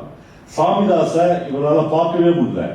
இவள் திரும்ப திரும்ப இந்த சின்ன வீட்டுக்குள்ளேயே இருந்து கொண்டு அப்பாவை வெளியே பார்த்துன்னு கடவுள் இறைச்சலை கேட்டுக்கொண்டே இருக்கிறார் ரஞ்சி. ஏதோ ஒரு ஆறுதல் தேடி ரொம்ப எந்த எழுத்தாளரும் எழுத முடியாத ஒரு இடத்தை வண்ணன் அவன் எழுதியிருக்கிறார். அந்த ஊரில் அலைந்து திரிந்து எங்கெங்கேயோ அலைபாய்ந்து கடலுக்குள்ளாக கிடைந்த ஒரு துரும்பு அலைபாய்வது மாதிரி அலைபாய்ந்து அவர் போய் நிற்கிற இடம் வாத்தியார் வீடு. பயங்கர ஆச்சரியமாயிடுச்சு. முழுக்க முழுக்க இவங்க அம்மாவோட ஒரு உறவு இருப்பதாக ஊரில் பேசிக் கொள்ளப்பட்ட ஒரு மனுஷன். அவன் எப்படா இந்த பொண்ணு வருவா என்பது மாதிரி அப்படியே ரொம்ப பிரியமா உள்ள கூட்டின்னு போய் ஃப்ளோமி குட்டி உட்காரு என்று உட்காந்து கொஞ்சம் பிஸ்கெட்டு கேக்கெல்லாம் வச்சு கொடுத்து, நீ எப்படியா இருந்தாலும் வருவேன்னு எனக்கு தெரியல. அப்ப அவ சொல்றா, எங்க போறதுன்னு எனக்கு தெரியல, யார்கிட்ட பேசுறதுன்னே எனக்கு தெரியல. எங்கோ ஒரு இடத்தில் மனிதர்களுக்கு ஒரு பற்றான கை தேவைப்படுகிறது, ஒரு இளம் சூடு உள்ள மனித அன்புள்ள ஏதோ ஒரு ஆறுதல் தேவைப்படுகிறது. அந்த ஆறுதல் யாராக இருந்த போதிலும் அவர்கள் பற்றி கொள்ள தயாராக இருக்கிறார்கள். இப்பொழுது அந்த வாத்தியாராக இருக்கிறார். வாத்தியாரோடு உட்கார்ந்து ஃப்ளோமி பேசுகிறார். அவர் சொல்றாரு, ஃப்ளோமி குட்டி, நான் உன்னை பார்த்து பேசும்போது உங்க அம்மா மரியம்மையை பார்த்து பேசுற மாதிரியே இருந்து என்று சொல்கிறார். அவளுக்கு ஏதோ உங்களுடைய பிரியம் எனக்கு தேவைப்படுகிறது என்று சொல்றார். வாசவர்கள் வழியை அனுப்பி போறார். எங்க அப்பச்சிக்கு தான் உங்களை பிடிக்காது, எனக்கும் எங்க அம்மைக்கும் உங்களை ரொம்ப பிடிக்கும் என்று சொல்றாரு. அவர் சொல்றாரு, அப்பச்சி தப்பான ஆளே கிடையாது, ரொம்ப நல்லவன், மரணம் கூட கிடையாது. தன்னுடைய மனைவி இன்னொரு மனுஷன் கூட எப்பயுமே பேசிக் கொண்டிருப்பதை பார்த்தால் எந்த கணவனுக்கு தான் பொறுத்துக் கொள்ள முடியும்? அந்த இடத்துல வச்சுதான் அவர் பக்கத்தில் ஒரு நியாயம் இருக்கும். வாழ்க்கை மிக சிக்கலாக நாவலில் போய்கொண்டே இருக்கிறது. இப்பொழுது இந்த கிறிஸ்துமஸ் அன்றைக்கு சாயங்காலத்தில் கடற்கரையில் கூட்டம் இருக்கிறது. மைக்கேல் புரூஸ் ஓடி போய் கடற்கரையை பார்க்கிறான். அந்த ஊரில் பவுல் என்று ஒரு மிக முதியவர் இருக்கிறார். என்னன்னா, அன்னைக்கு கிறிஸ்துமஸ் அன்னைக்கு உயிரே போனாலும் யாரும் லான்ச் எடுத்துக்கொண்டோ வல்லம் எடுத்துக்கொண்டோ கடலுக்குள் போக மாட்டார்கள். அது ஐதீகம், அது ட்ரெடிஷனலாக வருகிற சடங்கு. ஆனால் இன்றைக்கு ஐசாத்தியமாக இந்த ஐசக் என்பவன் படகு, ஏன் படகுயா, ஏன் கடல், நான் எப்போ போவேன், நீ எவ்வளோ தடுக்கிறது, உன்னை எவ்வளோ பண்டிகை கிண்டிகைன்னு சொல்றது என்று குடித்து விட்டு ஒரே ஐசாத்தியம் பண்ணுவான். நீ போய் திரும்பி வந்துட்டுனா நான் ஒரு அப்பளத்து பிறக்கல என்று மைக்கேல் சொல்கிறார். பயங்கர சண்டை நடக்கிறது. கடைசியில் மைக்கேல் புரூஸ் தான் ஜெயிக்கிறான். அவன் சொல்றான், நீ போய் வந்துரு, இந்த ஊர்ல எத்தனை பேர் நீ தாலி இருக்கிறான்னு பாரு என்று சொல்றான். இந்த சம்பிரதாயங்களையும் சடங்குகளையும் விட்டுவிட்டு மனித வாழ்க்கையில் ஒன்றுமே இல்லை என்பதை, இதுதான் கொஞ்சமாச்சும் நமக்கு மிச்சம் இருக்கிற பண்பாடும் சடங்குகளும். இதுவும் இல்லைன்னா இந்த கடல் சுடுகாடாக மாறிவிடும். எப்போதுமே கடலுக்கு, அண்ணன் அவன் இதில் எழுதுகிறார், எப்போதுமே கடலுக்கு நிலப்பரப்பின் மீது, நிலத்தின் மீது ஆசை அதிகம். அது கொஞ்சம் கொஞ்சமாக அதை நோக்கி முன்னேறி கொண்டு வந்து கொண்டே இருக்கும் என்று எழுதுகிறார். அது எவ்வளவு நேரம் ஆகும்? அப்படி 2 அடி வருது, 2 மீட்டர் சின்னத்தில் நம்ம எல்லாம் இந்த அவனை பயமுறுத்தி அவனை போகாமல் செய்வான். ஆனால் கொஞ்ச நாளில், மிக சமீபமான ஒரு நாளில், அந்த ஐசக் தன்னுடைய வள்ளத்தை எடுப்பதற்காக நின்று கொண்டிருப்பான். அப்பொழுது ரொசாரியா தன்னுடைய வள்ளத்தின் மேல் நின்று கொண்டிருப்பான். அவன் கண்ணில் ஒரு காட்சி, யாரோ கரி துண்டில் ரொசாரியாவின் மனைவி விக்டோரியாவும் மணப்பாடு சர்ச்சி ஃபாதரும் காதலிக்கிறார்கள், காம கலியாட்டங்களில் ஈடுபடுகிறார்கள் என்று எழுதியிருக்கும். அவனுக்கு அப்படியே ஆத்திரம் பொங்கும். தான் மனைவியை பற்றி ஒருத்தன் எழுதிட்டான். அவன் எழுதி அந்த கடல் தண்ணி எடுத்து அதை அழிப்பான். அழிச்சுட்டா எல்லாம் போயிடுமாடா என்று கீழே இருந்து இவன் ஐசக் குரல் கொடுப்பான். அப்ப எழுதுந்து நீர் தானடா அப்படின்னு அவன் இறங்கி வருவான். நான் எழுதுனா எந்த நாயோ ஒன்று எழுதுது, உண்மைதானடா. இப்படி அவர்களுக்குள்ளாக வாக்குவாதம் பெருகும். ஊர் மக்கள் எல்லாம் திரண்டு 2 பக்கமும் நிற்பார்கள். இப்போ ஐசக் என்ன பண்றதுன்னு தெரியாமல் எப்பொழுதும் தன் கையில் வைத்திருக்கிற ஒரு சூரி கத்தியை எடுத்து அப்படியே ரொசாரியா அந்த இடத்திலேயே அவன் பிணமாக சரிவான். வல்லம் முதலில் ஒரு மீனவனை பலியாக்கி விட்டது என்று அவர் எழுதுகிறார். இதெல்லாமே இந்த டெக்னாலஜியுடைய, பணத்தினுடைய பொருளீட்ட வேண்டும் என்கிற வெறியினுடைய விளைவாக பார்ப்பார்கள். அவன் செத்துருவான்.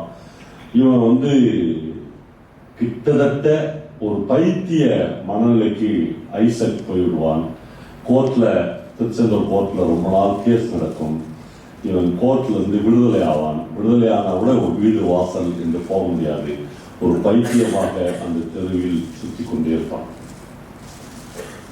நம்மளே நான் இதுவரையிலும் சொன்னது அல்லது இன்னும் கொஞ்சம் முடிக்க போறதுல கூட எந்த விதமான பெரிய கதை இருப்பதாக உங்களால் உணரவே முடியாது. ஏனென்றால் இந்த நாவலை ஒரு தனிமையில், ஒரு தென்னந்தோப்பில், ஒரு பார்க்ல, ஒரு தனி அறையில், கதவுகள் மூடப்பட்ட ஒரு தனி அறையில் உட்கார்ந்து நீங்கள் வாசிக்கிற போது நீங்கள் ஃப்ளோமியோடு சஞ்சரிக்க முடியும். நீங்கள் சாமிதாஸின் நியாயத்தை உணர்ந்து கொள்ள முடியும். நீங்கள் மகன் கூட்டினேதான் என் கூட வந்துருங்க, இதெல்லாம் நமக்கு வேணாம் என்று சொல்கிறார். இந்த நாவலின் பின்பகுதிகளில் அந்த ஊர் கொஞ்சம் கொஞ்சமாக காலியாகிறது. அந்த ஊரில் வல்லம் இல்லாமல் பிழைக்க முடியாது. இருந்த 2 வல்லத்துல ஒரு வல்லத்தை, ஐசக்குடைய வல்லத்தை அவன் ரொசாரியா கொளுத்தி விடுகிறான். முழுக்க அந்த வல்லம் எரிந்து முடிகிறது. அதன் பிறகுதான் இந்த கொலையே நடக்கிறது. இப்போ எல்லாமே சிதையுண்டு போன ஒரு சின்ன ஊராக அந்த மணப்பாடு என்கிற கிராமம் மாறிவிடுகிறது. இப்பொழுது சாமிதாசுக்கு திருமணத்துக்கான ஏற்பாடுகள் நடந்து கொண்டே இருக்கிறது. வாத்தியார் செத்து விட்டார். இப்போ மகன் அப்பாவுக்கு கடிதம் எழுதுகிறான். இதுக்கு மேலே இந்த ஊர்ல இருக்கிறையா? இந்த ஊர்ல இருக்கிறதுக்கு உங்களுக்கு என்ன? அவங்ககிட்ட சிலுவைன்னு ஒரு பையன் வேலை பார்ப்பான்.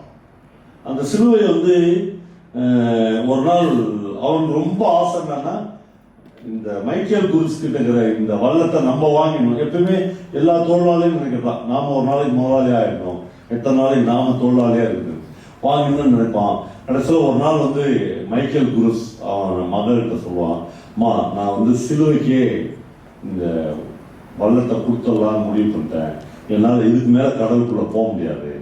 350 ரூபாய்க்கு கரையை பேசி முடிச்சுட்டேன்.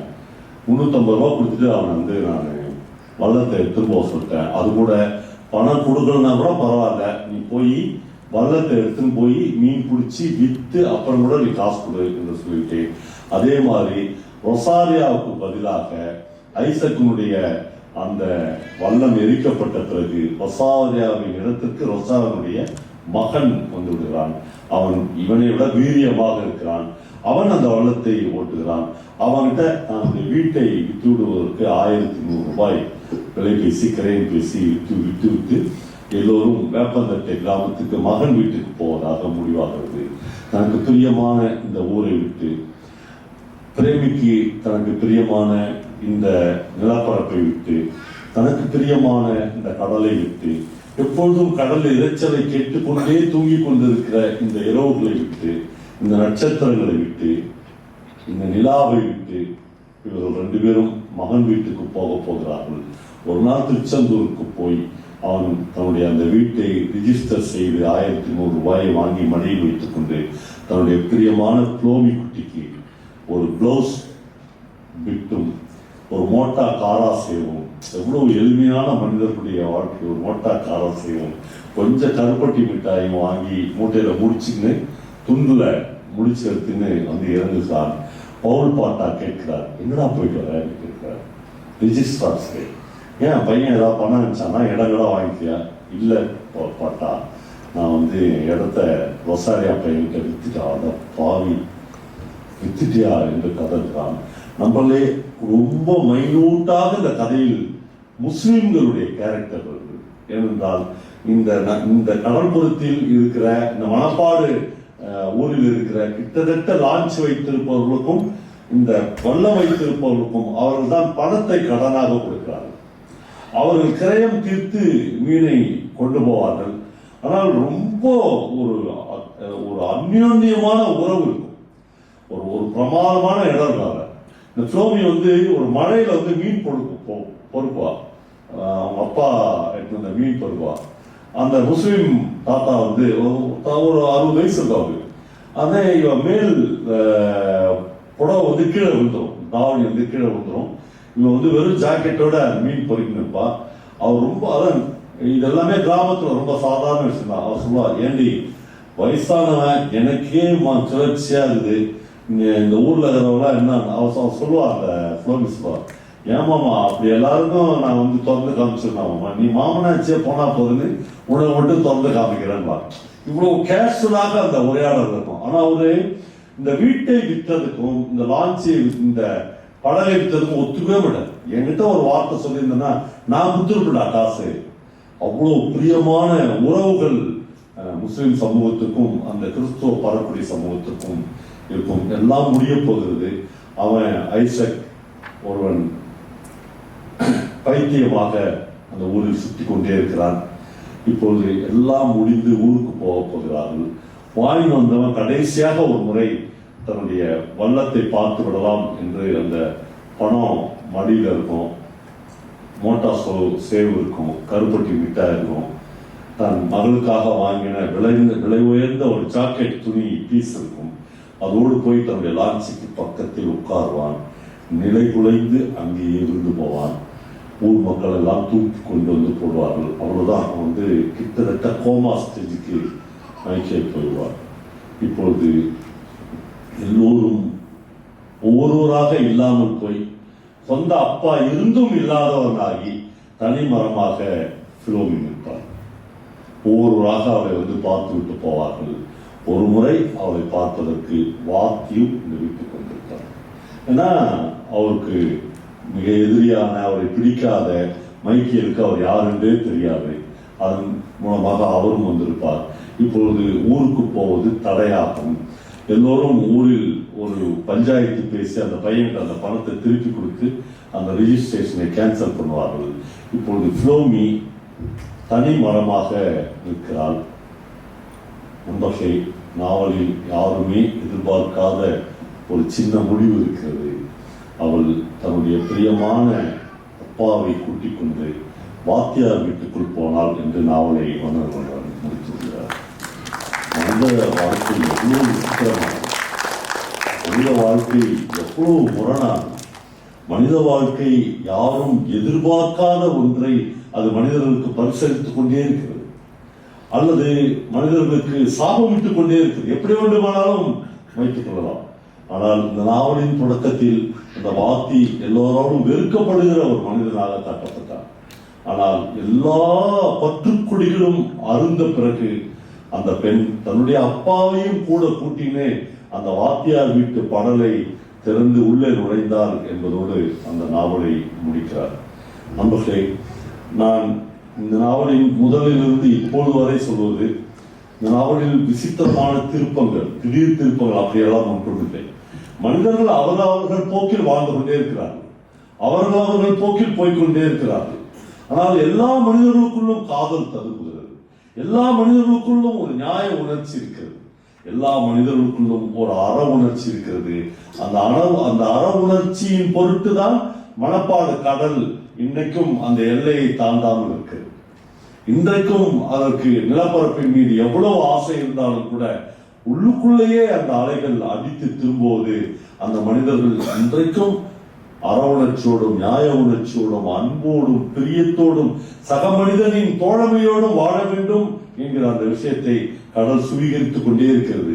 வண்ணன் பல இடங்களில் சொல்கிறார்கள், கடல் இல்லை, இது மரியல், இது அவர் எங்களை நாங்கள் எவ்வளவு தப்பு செய்தாலும், நாங்கள் எவ்வளவு இழிவு செய்தாலும் கூட அவர் எங்களை கைவிட்டு விடவே மாட்டார் என்கிற பெரும் நம்பிக்கையில் மணப்பாடு என்கிற திருச்செந்தூருக்கு 20 கிலோமீட்டருக்கு பக்கத்தில் இருக்கிற அந்த கடல் இன்றைக்கும் பேர் இறைச்சலோடு இருந்து கொண்டே இருக்கிறது.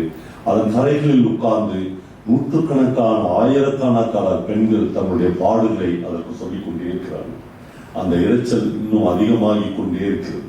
உலகம் முழுக்க இருந்து டிராவல் பண்ணி மணப்பாடு கடற்கரையில் உட்கார்ந்து கூட உங்களுடைய பாடுகளை நீங்கள் அந்த கடலுக்கு சொல்லலாம். அது யாருக்கும் சொல்லாது. அது உங்களுடைய பாடுகளை அது ஏற்றுக்கொள்ளும், உங்களுடைய துக்கங்களை அது ஏற்றுக்கொள்ளும், உங்களுடைய கண்ணீரை அது குடித்துக் கொள்ளும். உங்களை சொஸ்தமாக்கி ஒரு பரிசுத்த மனுஷியாக்கி ஒரு பரிசுத்த மனிதனாக்கி அது மறுபடியும் இந்த பூமிக்கு உங்களை அனுப்பி வைத்துவிட்டு அதன் பாடுகளை அது இறைந்து கொண்டே இருக்கும் என்று மன்னன் அந்த கதையில் சொல்லுகிறார். இந்த கதையை உங்களோடு பகிர்ந்து கொண்டதில் மிக்க மகிழ்ச்சியும் அன்பும் பிரியமும் ததும்ப விடைபெறுகிறேன். அன்புராஜ் அந்தியூர் அப்படின்னு ஒரு ஊர்ல ஈரோடு பக்கத்துல கிராமத்தில் இருந்தார். சின்ன வயசுல அவருடைய நிலத்தை ஒட்டி இருக்கிற காட்டு பகுதிக்கு தான் எப்பயுமே வீரப்பன் வருவார். வீரப்பன் வந்தாரு போனாருன்னு எல்லாரையும் சொல்றத கேட்டு கேட்டு ஒரு 17 வயசாகிய அன்புராஜுக்கு அவர் மேல ஒரு பெரிய ஆர்வம் வந்துச்சு. அதனால அவர் எப்படியாவது மீட் பண்ணிடணும் அப்படின்னு தன்னுடைய 2 பெரியமா பசங்களோட சேர்ந்து ஒரு நாள் போய் அவர் வீரப்பன் முன்னாடி நிற்கிறார். எல்லாரையும் சந்தேகிக்கிற வீரப்பன் இவங்களையும் சந்தேகிச்சு இவங்க அப்படியே கைத்தை கட்டி கையில கட்டி உள்ள தூக்கி போயிடுறாங்க. அப்புறம் ரொம்ப நாளைக்கு பிறகுதான் இவங்க தங்களை வேவு பார்க்க வந்தவங்க இல்லை, இவங்க நம்மளோட சேர்ந்து இருக்க வந்தவங்கன்றது அவர் புரியுது. அப்பெல்லாம் வீரப்பன் அந்த சரணடைகிற அந்த மூடில் இருந்தார்.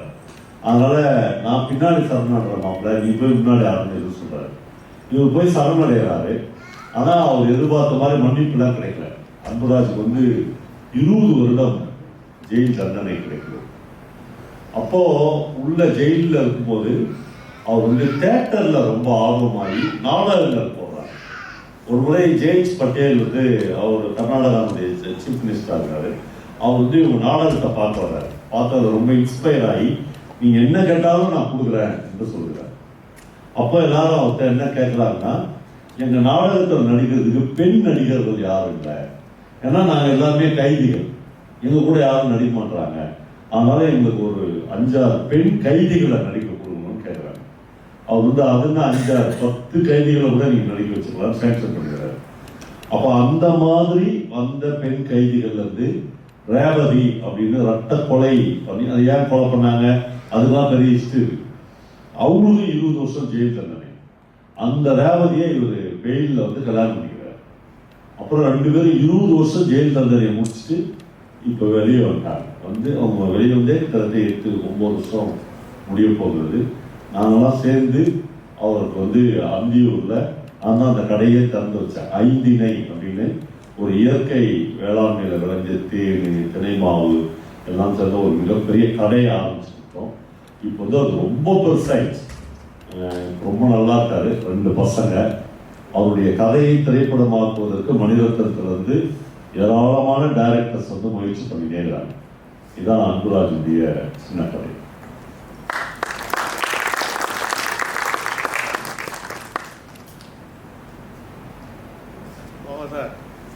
இந்த கதை சொல்லும் ஊர்களில் நடந்த சுவாரஸ்யமான நிகழ்வுகள் நிறைய இருக்கு. 100கணக்கில் இருக்கு. கொஞ்சம் எழுதியிருக்கேன். நிறைய பேர் என்ன உங்க கதைகள் சூசைடு காப்பாற்றிக்குது அப்படின்றது வெளிநாடுகள் மட்டும் ஒரு 20 பேர் மேல, குறிப்பா வளைகுடா நாடுகள்ல அங்கதான் அந்த தனிமை பயங்கரமா இருக்கும் போல. அப்புறம் நடுராத்திரிலாம் என்னை கூப்பிட்டு கதறுகிறாங்க, சூசைட் பண்ணி போனேன், இந்த கதை என்னை காப்பாத்துச்சு அப்படின்னு. ஒருவேளை இந்த கதைகள்லாம் இல்லைன்னா நானே ஒரு டெட் பாடியாக தான் இருக்கணும்னு எனக்கு தோணுது. இந்த கதைகள் தான் என்னை ஜீவனுள்ள ஒரு மனுஷனா வச்சுருந்தேன்.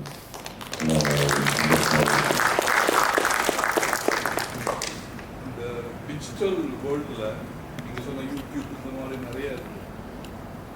இதெல்லாத்தையும் தாண்டி இப்போ பெருங்கதையோடும் இவ்வளோ கூட்டம் பார்க்குறீங்க இல்லைங்களா? அப்போ நீங்கள் ஆரம்பித்த இடத்துலேருந்து இந்த இடத்துக்கு வந்திருக்கீங்களா? இதனுடைய அனுபவம். நான் இந்த கதையிலேயே சொன்ன மாதிரி எந்த டெக்னாலஜியும் மனித மனங்களை அழிச்சிடாதுன்னு நம்புகிறேன். ஏஐ வந்துச்சு, ஆர்டிஃபிஷியல் இன்டெலிஜென்ஸ் எல்லாமே வந்துச்சு. ஆனால் கதை சொல்றதுக்கு இவ்வளோ பேர் வந்திருக்கீங்கள, அது என்னன்னா எவ்வளோ பெரிய டெக்னாலஜி மனித மனசையும் மனுஷனையும் அழிச்சிட்டு அந்த டெக்னாலஜிக்கு ஒரு பிரயோஜனம் இல்லை. அதுதான் எனக்கு இது இன்னும் அதிகமாகும் தான் தோணும். ஏன்னா தொழில்நுட்பம் எப்பொழுதும் மனிதர்களை இன்னும் சில மனிதர்களை நோக்கி வெளியே தள்ளும் தான் உள்ள இருக்காது. இருக்கிற மாதிரி தெரியும், அது தற்காலிகம் அப்படின்னு தான் தோணும். அதனால கலையும் இலக்கியமும் மனிதனின் கடைசி மூச்சு இருக்கிறவர்கள் ஆற்றல் இருக்கிறது மனுஷ கடைசியா மூச்சு விடுறவர்களும் இருக்கும்.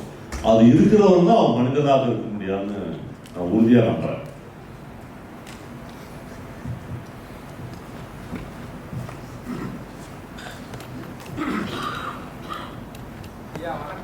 நேரத்தில் எனக்கு நான் கேட்கணும், நிறைய பேர்கிட்ட கேட்கணும்னு நினச்சது இன்னைக்கு நீங்களும் சொல்லியிருக்கீங்க. நான் உங்கள் மேலே ஒரு அன்பு வச்சுருக்கேன் அப்படிங்கிறத யாரும் இங்கே சொல்லலை. என் மேலே நீங்கள் அன்பு வச்சுருக்கீங்கிறதும் யாரும் சொல்லலை. இது அவசியமா? ரெண்டு பக்கமும் இல்லை, அவசியம் இல்லைன்றதுதான் இந்த கதையோட மையமே. மனிதர்கள் யாரும் நான் உன் மேலே இவ்வளோ அன்பாக இருக்கிறேன் பாரு அப்படின்னு சொல்ல வேண்டிய அவசியமே இல்லை. நீ இவ்வளோ அன்பாக இருக்கிறத நான் ஏற்றுக்கணும் பாரு அப்படின்னு எதிரில் இருக்கிற மனிதனும் சொல்ல அவசியம் இல்லை. மனிதர்கள் தன் இயல்போடு வாழ்ந்தால் போதும். அந்த அன்பு இரண்டு பக்கமும் பரஸ்பரம் பரிமாறிக்கொள்ளப்படும் என்பதுதான் கடற்புறத்தின் நாவலுடைய. இதில் யாருமே சாமிதாசுக்கோ, புலோமிக்கோ, வாத்திக்கோ, அவங்க அம்மாவுக்கோ, அவங்க அப்பாவுக்கோ, அந்த கொலை பண்ணிக்கணுங்களுக்கோ யாருக்குமே அன்பு குறைவில்லாதவர்களாக தான் இருந்தாங்க. ஆனால் அவங்க எங்கேயுமே தன்னை பிரகடனப்படுத்திக்கவே இல்லை. அது ஒன்றும் மனித வாழ்க்கை வந்து ரொம்ப இன்னும் செழுமையாக இருக்குதுன்னு அர்த்தம்.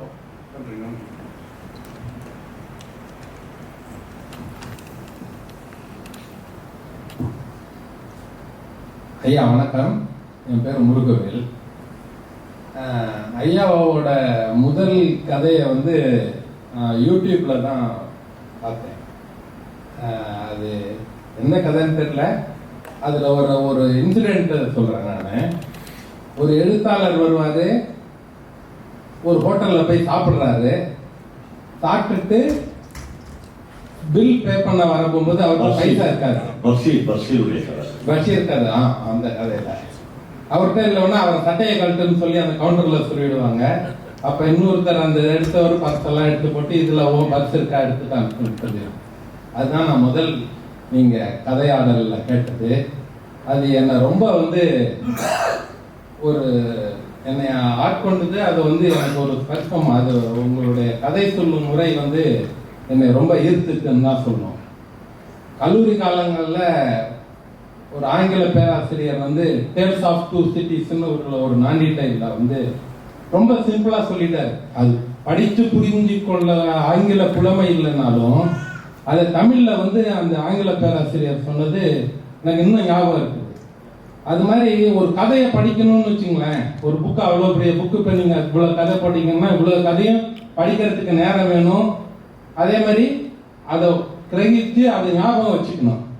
ஆனால் நீங்கள் சொல்றது வந்து ஒரு கட்டன் ஸ்வீட்டாக வந்துட்டு 5 மணி நேரம் இல்லை ஒரு வாரம் படிக்க வேண்டிய கதையை இப்போ ஒரு மணி நேரத்தில் கடல்புறத்தில் சொல்லிட்டீங்க. இந்த கடல்புற கதை என்னுடைய இது மேபி சரியா இருக்கலாம்ங்கிறதுல கடல்புறத்தில்ங்கிறத வந்து தூர்தர்ஷன்ல வந்து அந்த கதை வந்து ஒளிபரப்பானது.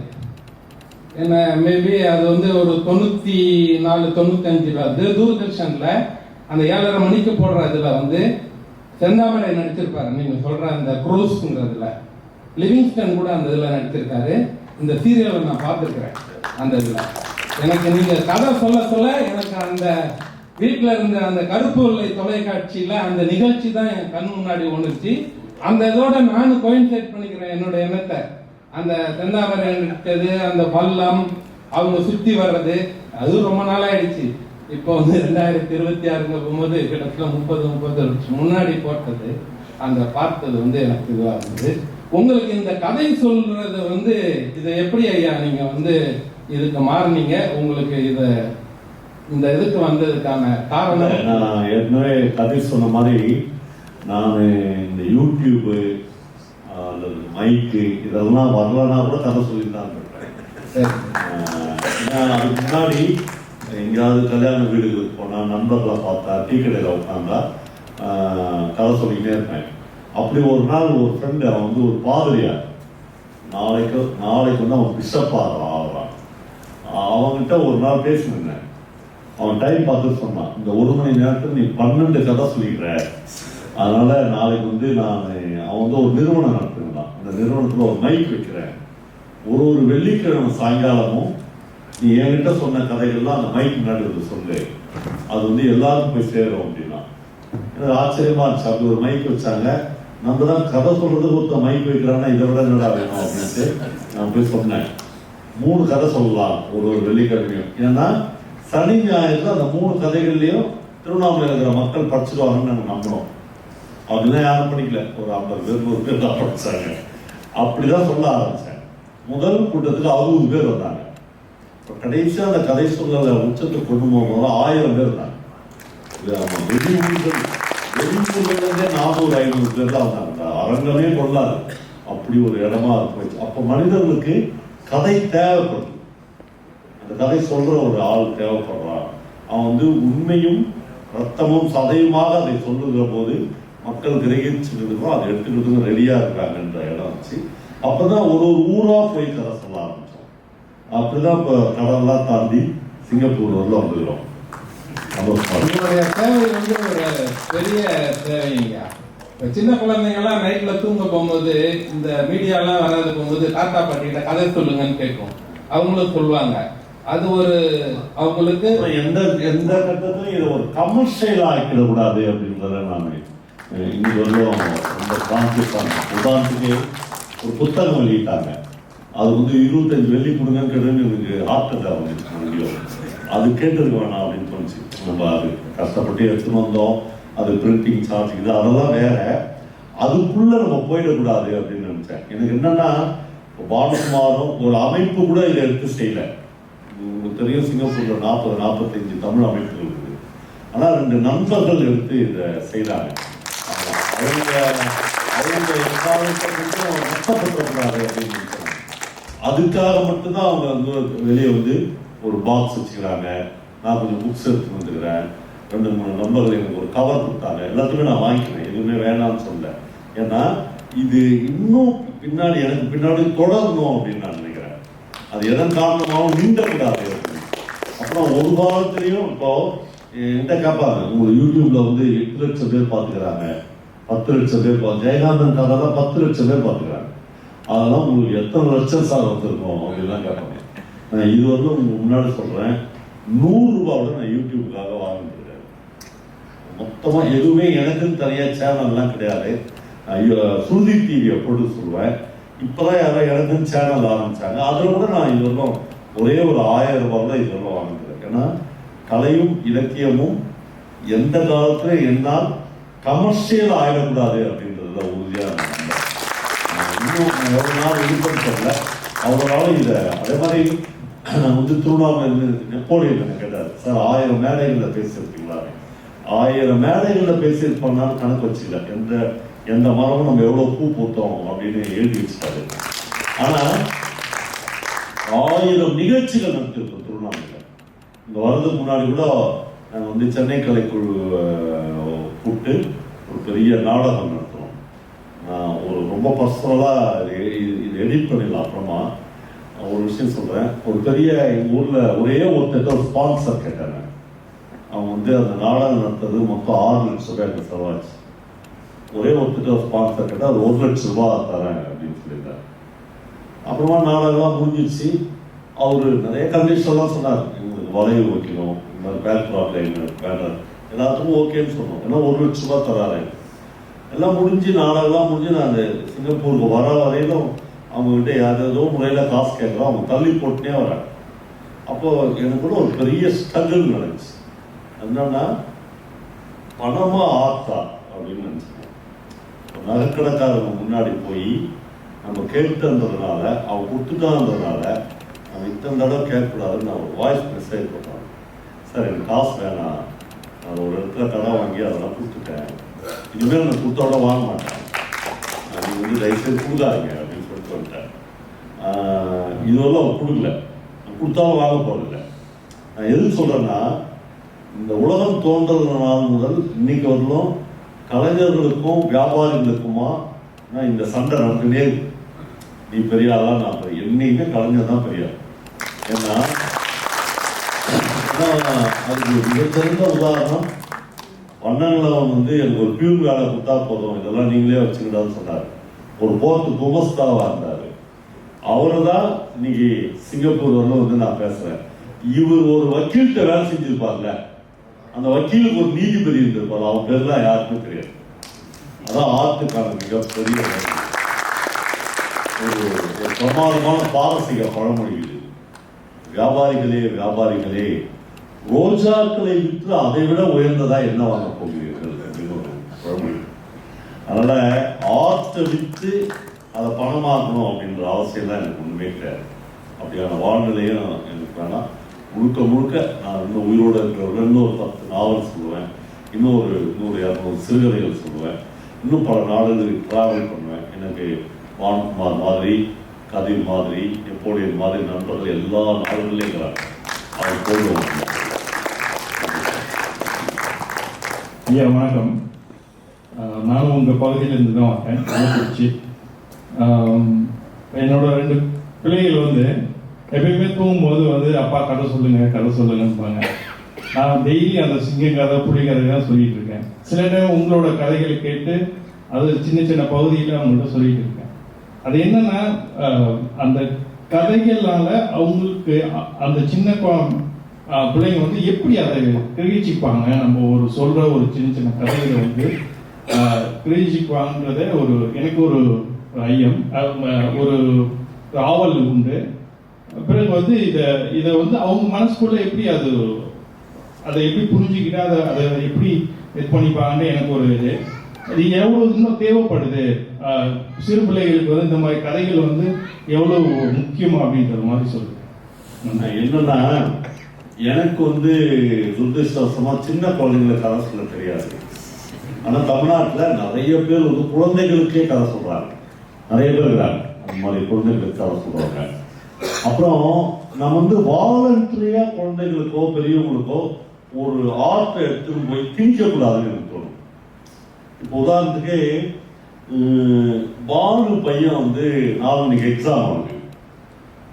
அவன் சின்சியரா வந்து கிட்டத்தட்ட ஒரு மேடு மனநிலையில அவன் படிச்சே கட்டுரை எழுதுறான், கடிதம் எழுதுறான், பாலுகிட்ட கேட்கறான். நான் வந்து என் பையனா இருந்தா என்ன பண்ணியிருப்பான்னா இந்த கூட்டத்தை வந்துருப்பாங்க. அது நாம் என்ன நினைக்கிறோம், எல்லா பேரண்ட்டுமே என்ன நினைக்கிறோன்னா கல்வின்றது வகுப்பறைகளில் மட்டும்தான் கிடைக்கும்னு தோணுது. இல்லவே இல்லை. இப்போ எனக்கு ஒரு பையன் இருக்கா, எனக்கு ஒரு பொண்ணு இருக்கா. அவங்க 8வது 9வது படிக்கும்போது 10 பக்கம் டெக்ஸ்ட் எழுதுவாங்க தப்பு இல்லாமல் தமிழில். ஆனால் நான் பல வெளிநாடுகளில், குறிப்பாக அமெரிக்காவில், யூரோப்பில், ஜப்பான்லாம் பார்த்தேன். நம்மளுக்கு பெரிய குழப்பம் இருக்கு நம்ம குழந்தைங்களை என்னவா ஆக்குறது அப்படின்றதுல. அது என்ன ஆயிடுச்சுன்னா, அந்த பசங்களுக்கு இங்கிலீஷ்லயும் ஃப்ளூயன்சி வரல, தமிழ்லயும் ஃப்ளூயன்சி வரல. அவங்க ஏதோ ஒரு லாங்குவேஜ் பேசுறாங்க வீட்டில். அந்த லாங்குவேஜ் என்ன லாங்குவேஜ்னு நம்மளுக்கு புரிய மாட்டேங்குது. ஜெயமோகன்லாம் அதை பற்றி பல கட்டுரைகள் எழுதுகிறார் அமெரிக்காவில் ஒரு மாநிலத்திலையும் பார்த்து. அதனால இயல்பா வீட்டில் நம்ம அப்பா அம்மாக்கள் பேசுற மொழி ஒண்ணு, அப்புறம் நம்ம அப்பா அம்மாக்கள் பேசுகிற சப்ஜெக்ட். அப்பா அம்மா 2 பேரும் உட்காந்து எப்படி ஒரு நகைக்கடையில் வட்டி போடலாம், எப்படி ரியல் எஸ்டேட் பண்ணி வாழலாம்னா பிள்ளைங்களுக்கு நம்ம வந்து ரியல் எஸ்டேட் பண்ணி வாழணுன்றதுன்ற எண்ணம் வரும். அது இல்லாமல் தமிழில் வந்து ஒரு பெஸ்ட் கவிதை வந்துருக்குது, ஆத்மநாமுடைய ஒரு கவிதை இருக்குது. ஜெயகாந்தன் வந்து இதை சொல்லிக்கிறாரு. இப்படி ஒரு டைனிங் டேபிளில் பேச பேச அந்த குழந்தைங்களுக்கு ஜெயகாந்தன் ஒரு ஆள் இருந்துக்கிறான், அவன் எழுதியிருக்கான். பிரபஞ்சன்னு ஒரு ஆள் இருந்திருக்கான், அவன் கதை எழுதிக்கிறான். அதை படிக்கணுன்ற எண்ணம் வரும். இது எதுவுமே திணிச்சு வர்றதில்லை, இயல்பா ஒரு குடும்பத்தில் வந்துச்சுன்னா அந்த குழந்தைகள் உண்மையிலே சொல்ற பொருளாதார ரீதியாகவும் நீங்களாம் நினைக்கிற மற்ற குழந்தைகளோட இந்த குழந்தைகள் தான் நம்பர் 1 இருக்கிறாங்க. அவங்க வந்து இன்னும் ஷார்ப்பா வளர்றாங்க. அவங்க மொழி அறிவு, அப்புறம் இலக்கிய அறிவு, ஆர்ட் அண்ட் லிட்ரேச்சர் நாலேஜ் எல்லாரும் சேர்ந்து வருது.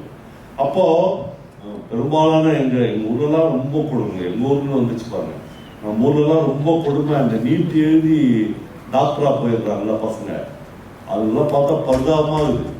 ஏதோ ஃப்ரிட்ஜில் வச்ச வெஜிடபிள்ஸ் மாதிரி இருக்குதாங்க. ஆமா, அங்க ஒண்ணுமே தெரியலைங்க அவங்களுக்கு. மனித வாழ்க்கையை பற்றியான எந்த விதமான நாலேஜுமே இல்லை அந்த குழந்தைங்களுக்கு. அவங்களுக்கு என்ன சொல்லி கொடுக்குறாங்க, நீங்க வந்து ஒரு ஜுரம் போறீங்க, அங்கிள் நீங்க ஒரு எம்ஆர்ஐ எடுத்துருங்களா அங்கிள்ன்றான் ஜுரத்துக்கு. ஏன்னா அவனுக்கு அந்த எம்ஆர்ஐ கம்பெனி இருந்தால் அவனுக்கு 2000 ரூபாய் 3000 ரூபாய் கமிஷன் இருக்கு. இதுக்காக ஒரு பிள்ளைய நம்ம டாக்டர் ஆகணும். ஒரு பிள்ளை டாக்டர் ஆகி நம்ம கிராமத்திலேயே அவன் நமக்கு வந்து மருத்துவ சேவை செஞ்சாலும் அது எவ்வளோ பெரிய விஷயம். இதெல்லாம் உருவாக்கத்தான் லிட்ரேச்சர். அதுக்கு தான் அந்த அப்பா அம்மாவுக்கு இருக்கிற அந்த இலக்கிய நாலேஜ் அந்த குழந்தைங்களுக்கும் வரணும் அப்படின்னு இலக்கியவாதிகள் ஆசைப்படுறோம்.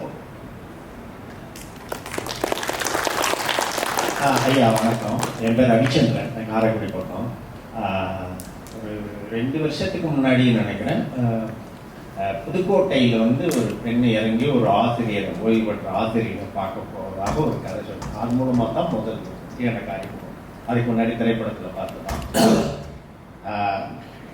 அந்த அந்த முதல் கதையை கேட்டோன்னே எனக்கு மனசில் என்ன தோணுது கேட்டிங்கன்னா, நான் ஒரு 88ல் இளநிலை ரசாயனம் படிக்க முடித்தேன். அப்போ வந்து என்னை அறியாமலேயே என் கூட பேசிக்கிட்டு இருக்கவங்கள்ட்ட நான் படிக்கிறேன். எனக்கு அப்போ நிறைய இந்த கதைகள், அப்போ வர்ற புத்தகங்கள் அதெல்லாம் படிக்கிறதுக்கு எனக்கு ரொம்ப சுலபமாக வாய்ப்பு கிடைச்சிது. அதை படிச்சுட்டு அதை போய் நான் ஒருத்தருக்கு சொன்னேன்னா, ஒரு கதை சொல்லுவேன், அதை முழுசும் நான் சொல்லுவேன். அது எப்படி சொல்லணும்னு தெரியாது, ஆனால் நான் படித்தது அப்படியே ரொம்ப அவங்க கேட்குற மாதிரி சொல்லுவேன். ஆனால் ஒரு தடவை 2 தடவை கேட்டு அப்படியே சொல்லி கொஞ்சம் தருணத்தில், என்னப்பா உனக்கு இதான் வேலையா, நீ சொல்றதை எங்களால் கேட்டுக்கிட்டு இருக்க முடியல அப்படிங்கிற மாதிரி சொன்னாங்க. அப்போ நான் சொன்னதில் தப்பா இல்லை அவங்களுக்கு பொறுமை இல்லைன்றது எனக்கு தெரியல. ஆனால் நீங்கள் சொல்கிறத கேட்குறப்போ எனக்கு ரொம்ப அது ஒரு ஆர்வமாக இருக்குது.